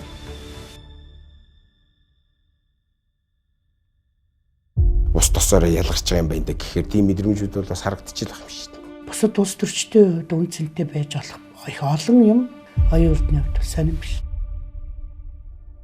Миний бодлоор оюун эрдэнэ ерөнхий сайдын хамгийн их нүдэн дээр хэрэгжээд байгаа ажил гэх юм бол нэгдүгээр энэ авилгатай тэмцэх ажил нь бол үнэхээр өнөмлөхөө ахиж гарсан урд хожид байгаагүй олон хэргийг шийдвэрлсэн. Урд нь бол одоо манай үеийн ерөнхий сайд энэ асуудлуудыг ярьдаггүй байсан уу гэвэл ярьдаг байсан юм л да. Гэхдээ уриал озонгийн маягаар нэг нэрлэхээс ч айдаг байлаа шүү дээ. Тэгээ эний чинь бол нөгөө хин хийж чадах вэ гэхээр нөгөө өөрөө одоо юутай ч холбогдоогүй нэр цэвэр юм одоо лидерл барьж аавна. Монгол улсад дутгижээс нэг зүйл бол энэ шудраг ёсны асуудал байна.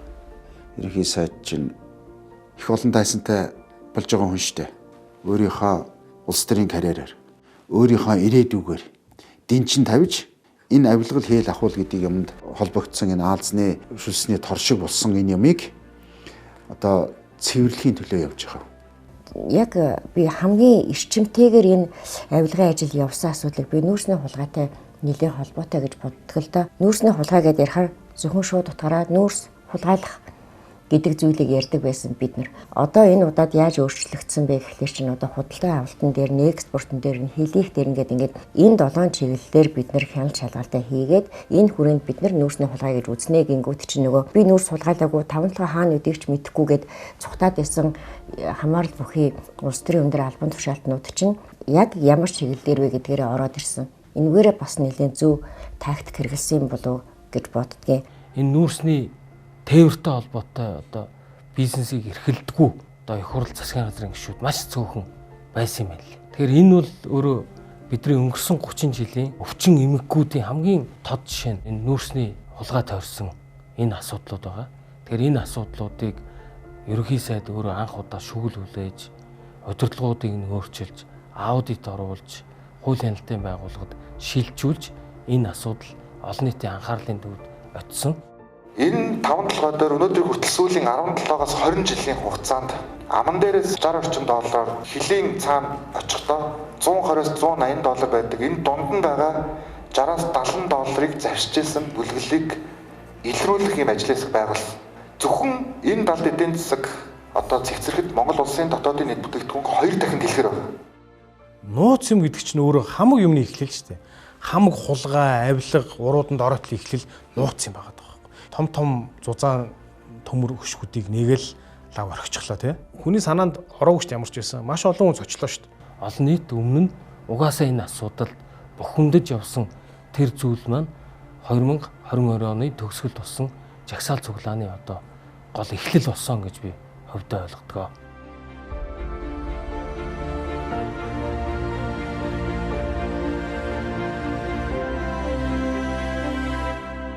Нябатар сайд энэ түр штабын даргаар томигдсон байна. Өдөр бүхэн энэ мэдээллийг өгч явна гэсэн. Энийг хил тод бай. Айсын хэсгээр хамт орё. Айсын хэсэгт бид нар хамт байцсан. Нэрсээ гаргаад одоо. За энэ засгийн газраас өнөөдөр байгуулагдсан штабын танаар маань өөрсдөө тэр логистик руу нор, тэр автомобиль руу нор, машины нэмс рүү нор. Тэгээд хамтдаа штаб дээр цагтаа дараа өдөр бүхэн хамтдаа мэдээллийг хий. За эхний асуултаар энэ Жагсагчид маш тодорхой хэдэн шаардлагууд тавьсан. Нэгдүгээрт энэ нүүрсний хэрэгт холбогдсон бүх албан тушаалтнуудыг олон нийтэд зарлаа. Түүнийг шалгаа. Хоёрдугаарт энэ гайлын байгууллага, тээврийн байгууллага энэ нүүрсний экспорттой холбоотой энэ байгууллагын удирдлагуудыг солио. За дээр нь алдагдсан боломж энэ хулгайлагдсан нүүрсний хэмжээг олон нийтэд мэргэжлийн байгууллагаар шинжилүүлж шалгуулж олон нийтэд зарлаа. Учирсан хохирлыг нөхөн төлүүлээ гэдэг ийм одоо илэрхий тодорхой шаардлагуудыг тавьсан. Тэгснийхээ хүчинд ч өнөөдөр бид нар нүүрсний хулгай гэдэг юм чинь ингэж тасан зохицож болдгийм байх те бүх одоо улс төрийн нөлөөлөө байнга тасралтгүй олж авч чадаж хуулийн хамгаалтанд орсон энэ хүмүүсийг өнөөдөр хариуцлага хүлээлгэж болдог улсын хурлаас нь төдгөлзүүлээд шалгаж болдог тийм байна гэдэг бол нэлээд том амжилт гэж хэлнэ. Энийг бол одоо энэ оюун эрдэнэ гэдэг залуутай л Монгол улс хамтдаа авлаад бид нар одоо 5 толгоогоос гаргаж байгаа коксын үрсний хувьд уурхай амаар худалдадаг байхад ямар зүйл байсан юм бэ? Одоо энийг хэл худалдаа гэд нээлттэй болгоод биржийн арилжаанд ороод ирэхээр зэрэг Монгол улсын нөгөө эрдэнэсийн цаанд орж ирдэг хэдэн ногоон төгрөг нь ямархуу хэмжээгээр өсвөө. Өөрөөр хэлбэл тэр далд байсан эдийн засгийн тэр асуудлууд чинь ил болоо гараад ирлээ. Энэ бол бас том амжилт шүү. Нүүрс тээврийг зөвхөн тендерээр зохион байгуулдаг боллоо. Нүүрсний энэ компаниудын засаглалыг сайжруулах чиглэлээр бүр ирэхэд төлөөлөгч томилж ажилласны үр дүнд олборлтын хэмжээ, орлогын хэмжээ хамгийн одоо дээд түвшинд хүрж байна.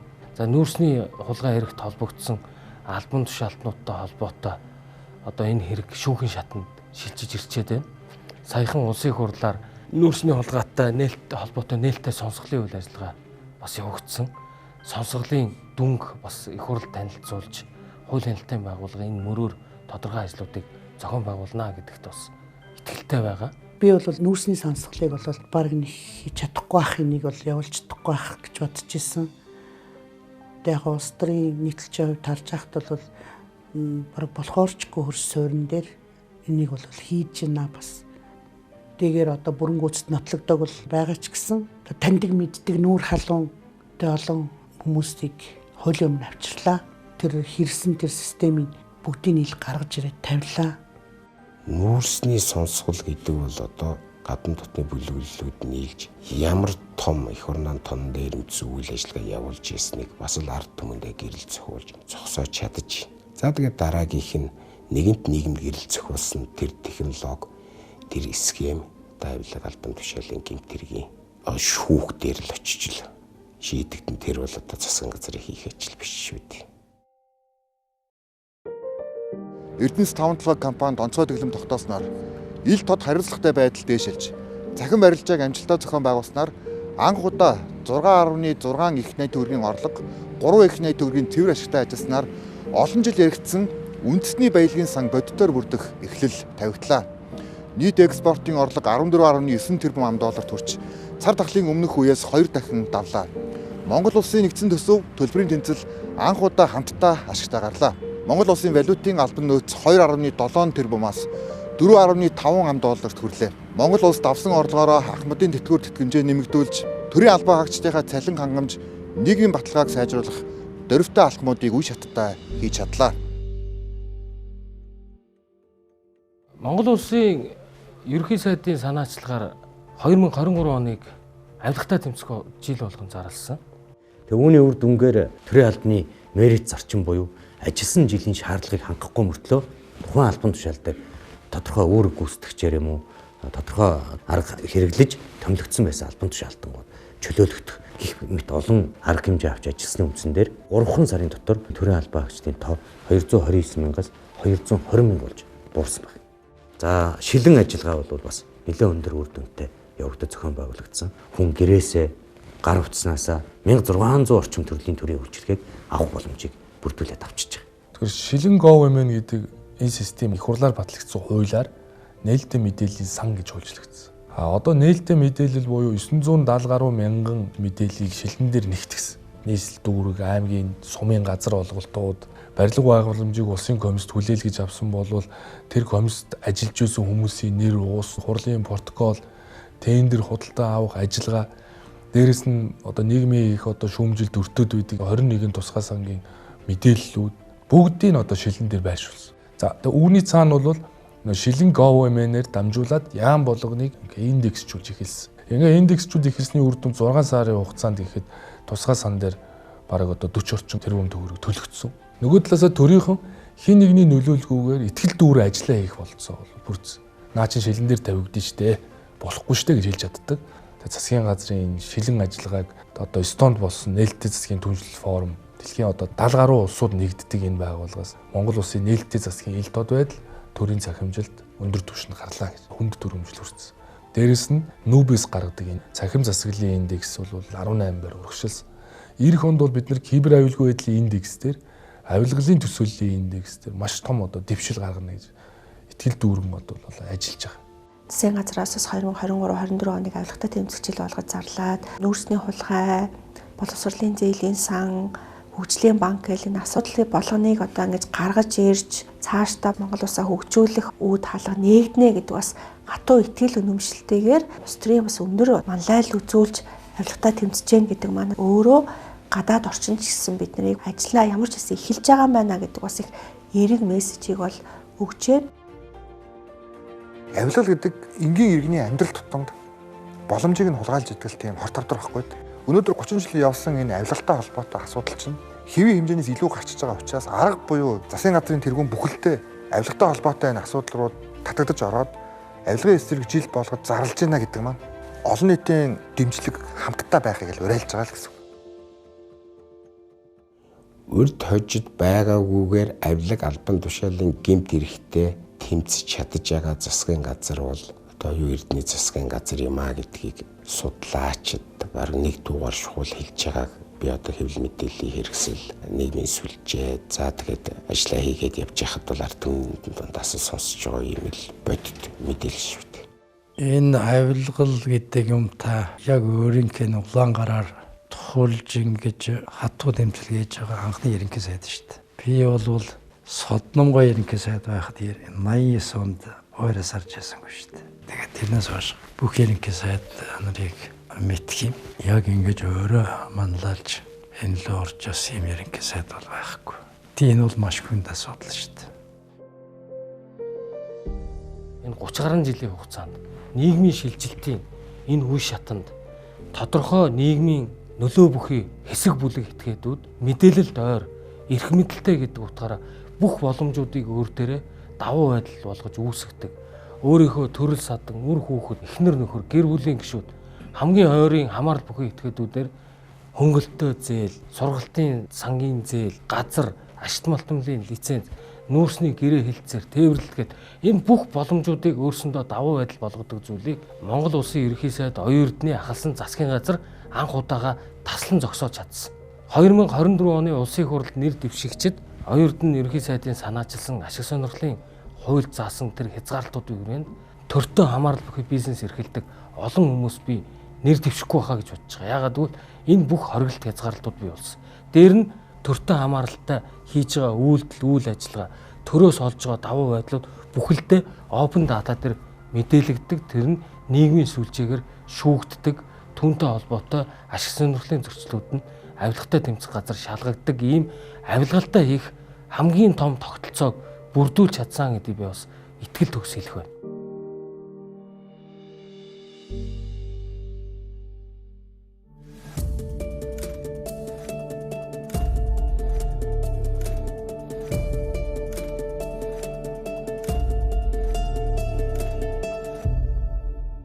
Тэгэхээр энэ 3 жилийн хугацаанд оюун эрдэнэ ерөнхий сайд гадаад бодлогод ямар алхам хийвэ гэж. Хондоо ковидын 2-3 жил дэлхийд дахин Монгол улсад Монголын гадаад орчинд бол таагүй нөлөөлж гисэн. За дээрэс нь энэ Орос Украины дайн байж дахиад олон мөргөлдөөний голомтод гараад ирлээ. Дэлхийн өндөр хөгжилтэй бидний 3 дахь хөрш гэж нэрлэж байгаа улсууд өнөөдөр бүгд 2 том мөргөлдөөн дээр анхаарлаа тавьчаад байна шүү дээ. Орос Украины дайн, Израиль Хамасын байлдаан дээр тийм ээ. Тэгэхээр бол Монголыг анхаарахгүй байсан үгүй анхаарахгүй байж болох байсан. Хэрвээ бид санаачлаг гаргаагүй бол Монголыг нэг удаа төр азан чи гэдэг юм уу зүүнд нь орхичиг гэх тийм боломж байсан уу? Байсан. А гэтэл энэ тэр ковидын 2 жил геополитикийн гадаад энэ өстой мөргөлдөөний үеийг огт ажирлгүйгээр гадаад бодлогоо явуулж чадсанд л энэ одоогийн засгийн газрын гадаад бодлогын гол амжилтын үндэс байна л да.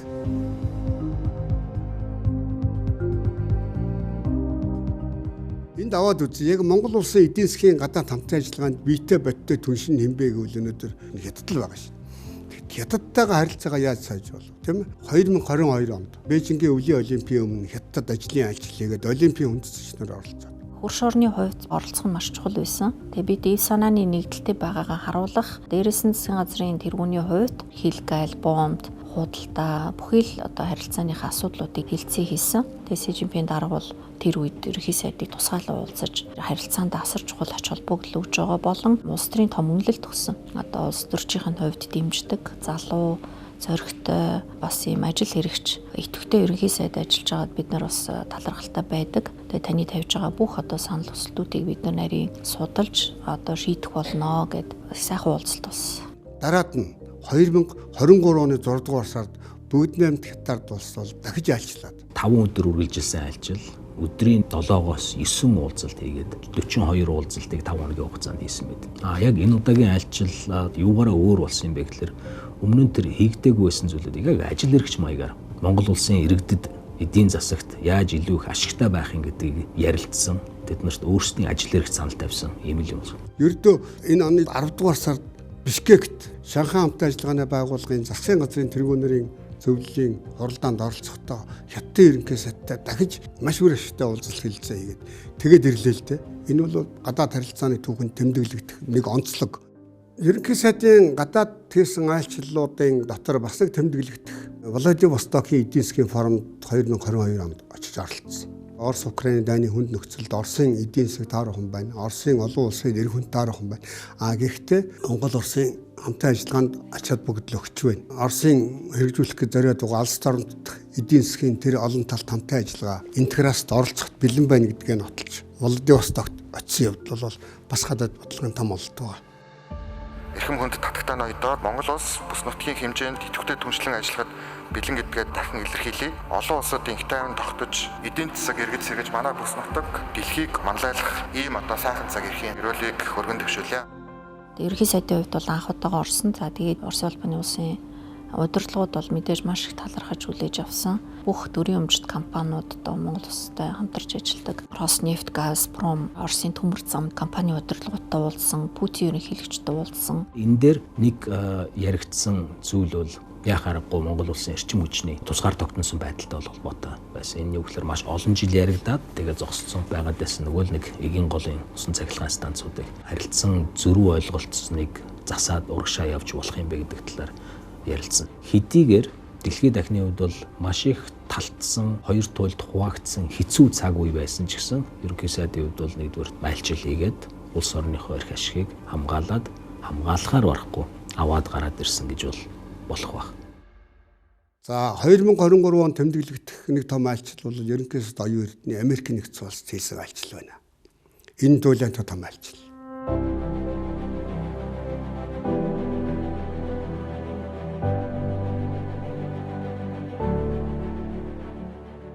Америк нэгдсэн улсын дэд ерөнхийлөгч Камала Харрис өөрөө ерөнхий сайдыг тусгайлан урилга ирүүлж айлчлалыг бол Америк нэгдсэн улс маш их бэлдэж зохион байгуулж хүлээж авсан.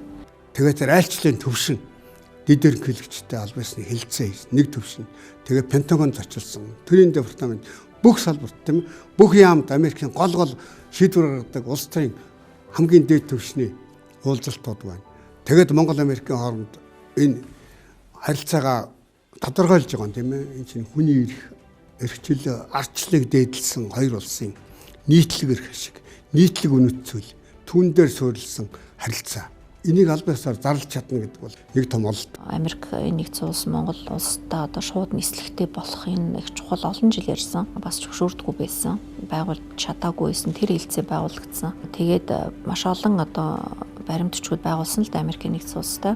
Тэр дундаа одоо яг Америкийн удирдлагын түвшинд манай асуудлуудыг тэгж өндөр түвшинд авч үзэж сансар судлалын чиглэлээр, захим харилцааны чиглэлээр их шинэлэг юм баримтчууд байгуулсан. Өөрөө энэ айлчлалыг бас твшилттэй гэж мэдрэгдэхээр болсон. Тэгээ англи хэлний асуудлыг ч гэсэн нэлээ эрсдэлтэй одоо байсан ч гэсэн англи хэлтэй ирээдийг бэлтгэх чиглэлээр Америк нэгдсэн улсаас томоохон яриа хийсэн энэ айлчлалыг бас их тодруулсан. Mongolia is landlocked but not mine-locked. Mongolia is one of the over 40 landlocked countries in the world. Тэм энэ гадаад бодлого дээр би нэг тэмдэглэх зүйл нь ерөнхий сайд оюун эрдэнэ ямар хэлэгдсэн, зоригтой хэлсэн. Энэ хоёр хөрштэйгөө яадгийн бэ? Хоёр хөрш чинь ингээд байна, тэгээд байна. Хоёр хөршийн чинь зүгээс ийм асуудал дээр эмзэглэх гээд байна. Монгол улсын гадаад бодлогыг тэгж шүүгээд байна, тэгж шалгах гээд байна гэдэг дээр бол маш зөв хариултыг олоод хэлсэн л дээ. Засаглалын хувьд бид ялгаатай гурван улс шүү. Энийг бол зоригтой хэлсэн. Гадаад бодлого дээр тийм ээ. Тэгвэл Монгол улс бол инх тавьж болсон. Бид хинт санал хэлээгүй. Хоёр хөршт бол бүр тэр дундаа тэртээ тэргүй ижүүрийн стратегийн түншлэлээ хөгжүүлээд дээд түвшинд нь хүрэгдсэн айл түүндээ үнэн ч байна. Тэгвэл 3 дахь чүршүүдээ бид залихгүй. Энэ хоёр их хөрштэйгээ тогтоосон харилцаагаар 3 дахь чөшүүттэй тогтоосон харилцааг залихгүй гэдэг чинь ерөнхий сайдын Америкт хийсэн айлчлалаар л нотлогдож байна л да. Хоёр талын хамтын ажиллагааны зарим уулзалтанд би оролцож байсан, ажиглагдсан зүйл байна л да. За Монгол улсын ерөнхий сайдын хувьд юу ажигласан бэ гэж. Тэгэхээр Монгол улсын энэ шинэ үеийн төлөөлөл гэдгээ бол айхтар сайн ойлгосон, мэдэрсэн ийм улс төрчин болов гэсэн ийм бодол над төрдөг. За тухайлах юм бол маш зоригтой. Тийм энд бол нэг Монгол зөвлөлтийн найрамдал гэж тийм юмд одоо автахгүйгээр ярьж чаддаг. Тэрний үхтэй зэрэг эгийн голын усан цахилгаан станцыг мэдээ саатуулж байгаа нэг хүчин байна. Гадаадад нэг улс байна. Гар хөлөө болсон улсууд нь байж. Тэрийг бол зүгээр л манай ийм хөрш ингэж байдаг юм а гэдгийг Бээжингийн Олимпиад нөө биенхэн нэрмжийн дарагтай уулзахдаа хэлээл тавьчихсан. Тэгээд нэгдсэн үндэсний байгууллагын ерөнхий нэрмжийн дарга 100 Монголд ажиллахдаа энэ их гүрнүү жижиг улсыг эрчим хүчний талаар дарамтлахаа болооч гэж дэлхийн хамтын нийгэмлэг уриалж байна. Энэ ерөнхий сайдын хүсэл байсан. Зоригтой хэлээл тавьчихсан. Энд бол буруу юм байхгүй, алдах юм байхгүй. Энэ дээр нэг зориг харагддаг. Мишустэнтэй уулзсан уулзалт байна тийм ээ. Мишустны хувьд санаанд оромгүй юм ярьсан шүү дээ. Оросын холбооны улсын засгийн газрын дарга Мишустны өвөг эцэг нь халах голын дайнд яваад Монголын ард түмний тусгаар тогтнол бүрийгт байдлын төлөө амиа өргөж гисэн зөвлөлтийн дайчин байна. Тийм ээ Мишустны нүр рүү харж байгаа, нүд рүү харж байгаа хэлээл тавьсан гэж. Энэ бас л дипломатын санаачлаг гартаа авах гэсэн. Албан ёсны дипломатын санаачлаг дундуур ардын дипломатын жижиг бодлого оруулаад ирж байна шүү дээ. Тэгэд Мишустэнтэй бол хилцээс гараад хоёулаа буланд очиод ирнэ. Одоо хоёр албан ёсны орчуулагчийг уучлаарай. Бид хоёр одоо англиар ярих гэж байна гэдэг. Оросын холбооны улсын засгийн газрын тэргүүнтэй ингэж харилцаж чадна гэдэг чинь Монголын залуу үеийн төлөөлөл нь болсон энэ ерөнхий сайд ингэж чадна гэдэг чинь л өнөөдөр Монгол улсын гадаад бодлого тийм ээ. Цаашдаа ийм залуучуудын ухаанаар гараар цаашаа яваасаа гэсэн л одоо ахмад элчин сайдын одоо ихтгэл үнэмшилтэхэд төрж исэн доо. Тийм найрсаг юм найзрахаг уур амьсгалыг хурдан бүрдүүлчдэг. Тэгээд ийм шулуухан гэх юм уу тийм ээ. Хүсэж байгаа зүйлийг зоригтой хурдан цөөн үгээр илэрхийлждэг. Тэр нь гадныханд их таалагддаг. Тийм. Тэгээд ер нь бол уулзж байсан бүхэл хүмүүс нь дандаа сайн сайхан комплимент хэлдэг. Хизээч тийм уйтгартай ч юм уу эсвэл тийм нэг хөвшмөл хуучинсаг тийм уулзалт болдгоо. Ерөнхий сайд нартай харьцуулахад өмнөх сайд нартай харьцуулахад цөөхөн ажил хийсэн хэдий ч бүгд их ач холбогдолтой, чанартай, чухал айлчлалууд байсан. Харилцааны хувьд бол нэлээд давуу талуудыг бий болгосон.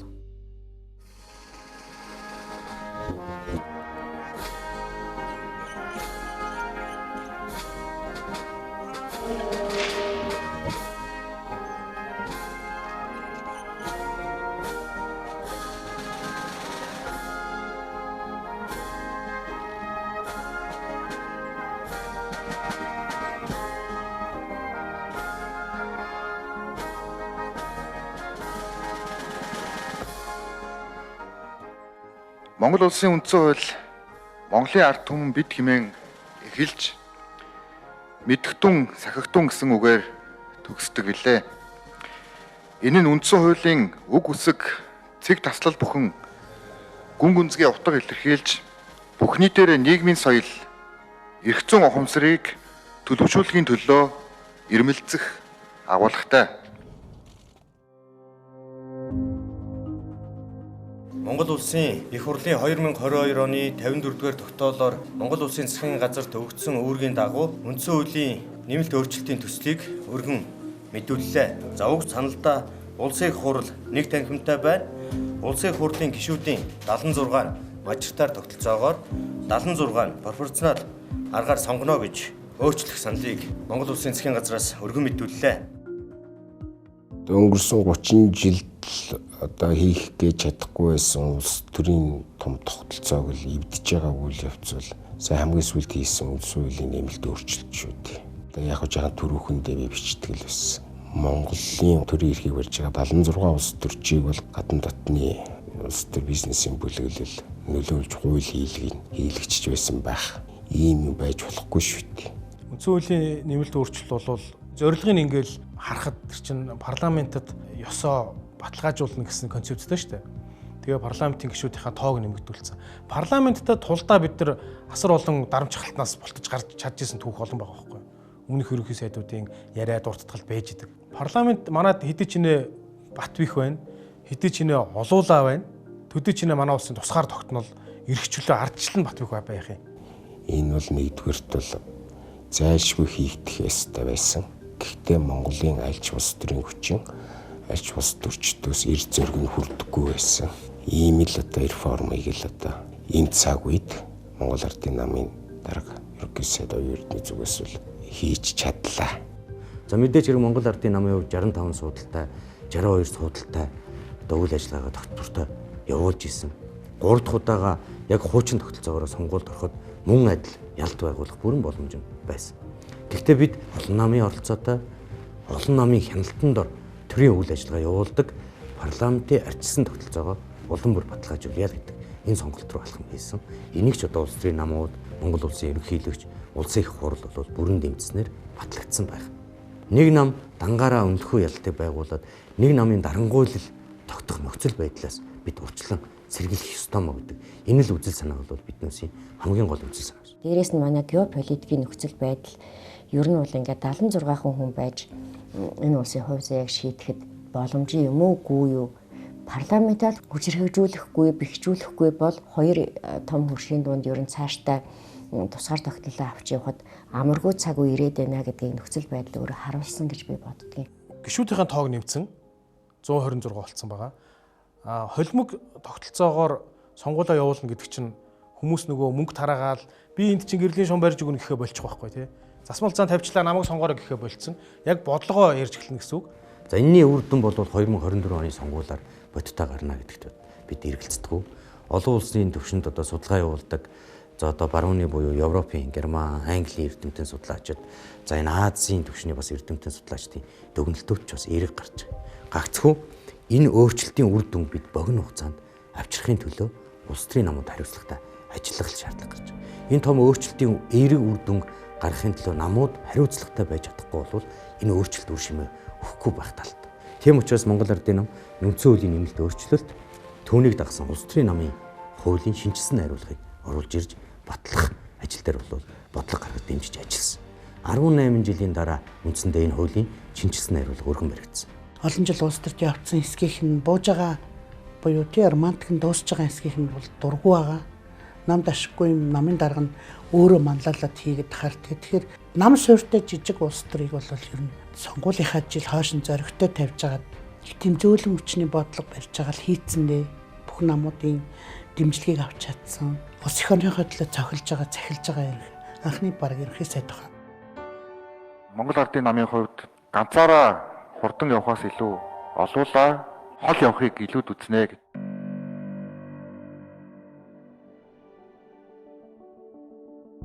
Ерөнхий сайдын ажлын албач зүгээр зөөрж хэлбэл халууны шилтэй адилхан шүү дээ. Бид нэр одоо зөв мэдээлэлээр хангаж явах хэрэгтэй. Тэгэхээр яг ард иргэд дээр ямар асуудлууд илүү тулгараад байна гэдгийг бид нэр мэдчих хэрэгтэй. Үүнтэй холбоотойгоор бол бид ард иргэдээ сонсох асуудлаар бол олон чиглэлээр ажилладаг. Хүмүүсийн хамгийн их мэдэх нь 11% үйл ажиллагаа. Энэ дээр бол мэдээлэл авдаг маш олон сувгт. Интернетээр авч байна, бичиг саасаар авч байна, телефон утсаар шууд одоо холбогдож авч болж байна.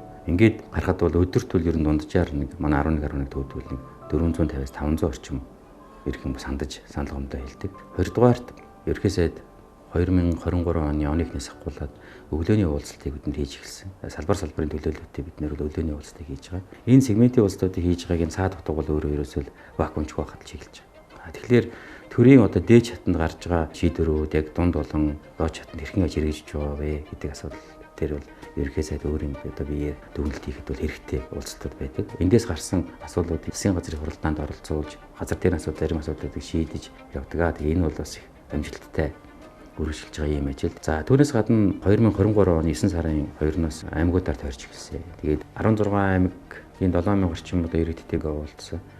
Энэ үед бол хамгийн богинохон болсон уулзалт бол нэг 6 цаг гарan хамгийн урт нь бол 10 цаг гаруй хүрсэн уулзалт болж байна. Тэгээ хурал эхлэхэд заал дүүрэн, хурал дуусахад заал дүүрэн. Эндээс зөвхөн ерөнхий сайдын маань нэг бас нэг давуу чанар асуусан хүн болгоны асуултанд хариулж ерөнхий сайд. Өөрөөс нэг ч хүн одоо алгасахгүйгээр за иргэн та тэгж асуусаа. Таны асуултанд би ингэж хариулж байна. Энэ асуудал ийм ээ гэдэг. Яг зөв иргэд бол бухимдалтай. Бас ерөнхий сайдын хийж байгаа ажлуудад бол засгийн газрын хийж байгаа ажлууд бол талархалтай 50-50 л хандлага бол тийм байсан. Тэгээд энэ уулзлуудын үеэс гарсан иргэдийн санал хүсэлтийг бас засгийн газрын хуралдаан болон бусад одоо холбогдох яам тамгын газруудад өөрөг чиглэл өгч бол ингээд шийдвэрлээд явж байгаа. Авилгатай тэмцэнэ гэдэг асуудлаа ч их дэмжиж байгаа. Ялангуяа тэр 5 иш ажиллагааг бол би маш их дэмждэг юм аа. Манайд бас байгаагүй багш тоног төхөөрөмжлөлттэй болсон урдчлан сэргийлэх арга хэмжээг одоо бид явуулж өвчнийг илрүүлэх юм боломжтой нөхцлөөр бүрдсэндээ бас талархалтай байна. Энэ засгийн газар дээр бол энэ маш хүчтэй хийгдсэн юм ажлаа талархаж байна. Албан тушаалаа уруулан ашиглах ашиг сонирхлын зөрчилтөй ийм бас нэг нөхдөд байна шүү. Би танд одоо баримттай юмнуудыг өгнө. Өөр ерөнхий сайдд тал засж байгаа юм биш шүү. Сүүлийн 30 жилд хүнд боломжийн янзын нөхцөлд олон засгийн газар гарч ирсэн. Одоогийн засгийн газар бол хамгийн ээлдрээтэй нөхцөлд ажиллаж байгаа.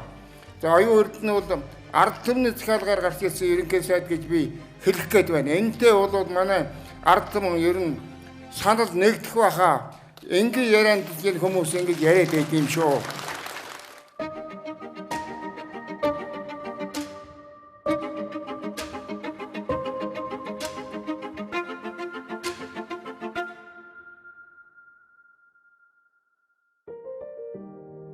Улсын их хурлын эрхэм гишүүдээ олон жил дуншин гатсан дуйлан тэргүүд ийхүү шүүхийн шатанд бүгд шилжлээ.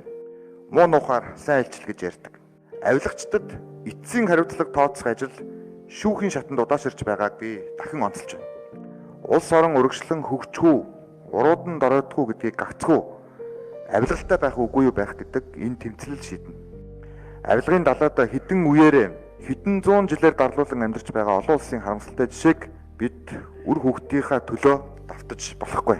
Тиймээс ч бид өрөвдөж болохгүй, өршөөж болохгүй, бууж өгч болохгүй байгаа юм.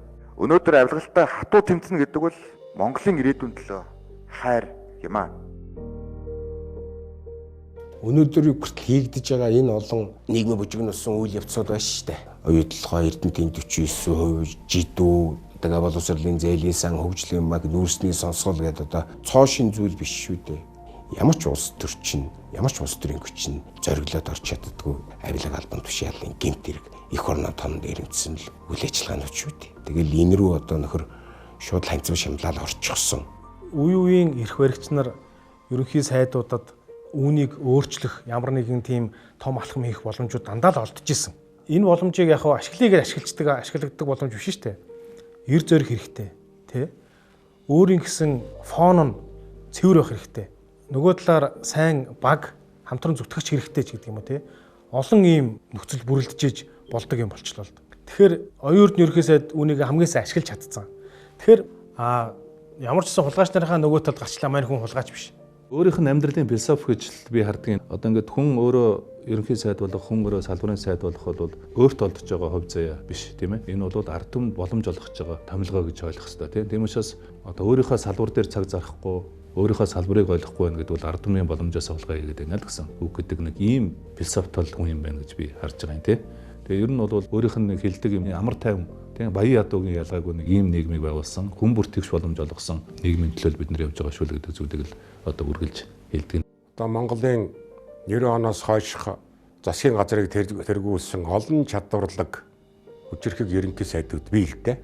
Тэд нар өөр өөрийн үнэлэмжээр бас түгэнд үлдэх бах, мартагдах нь ч байх бах.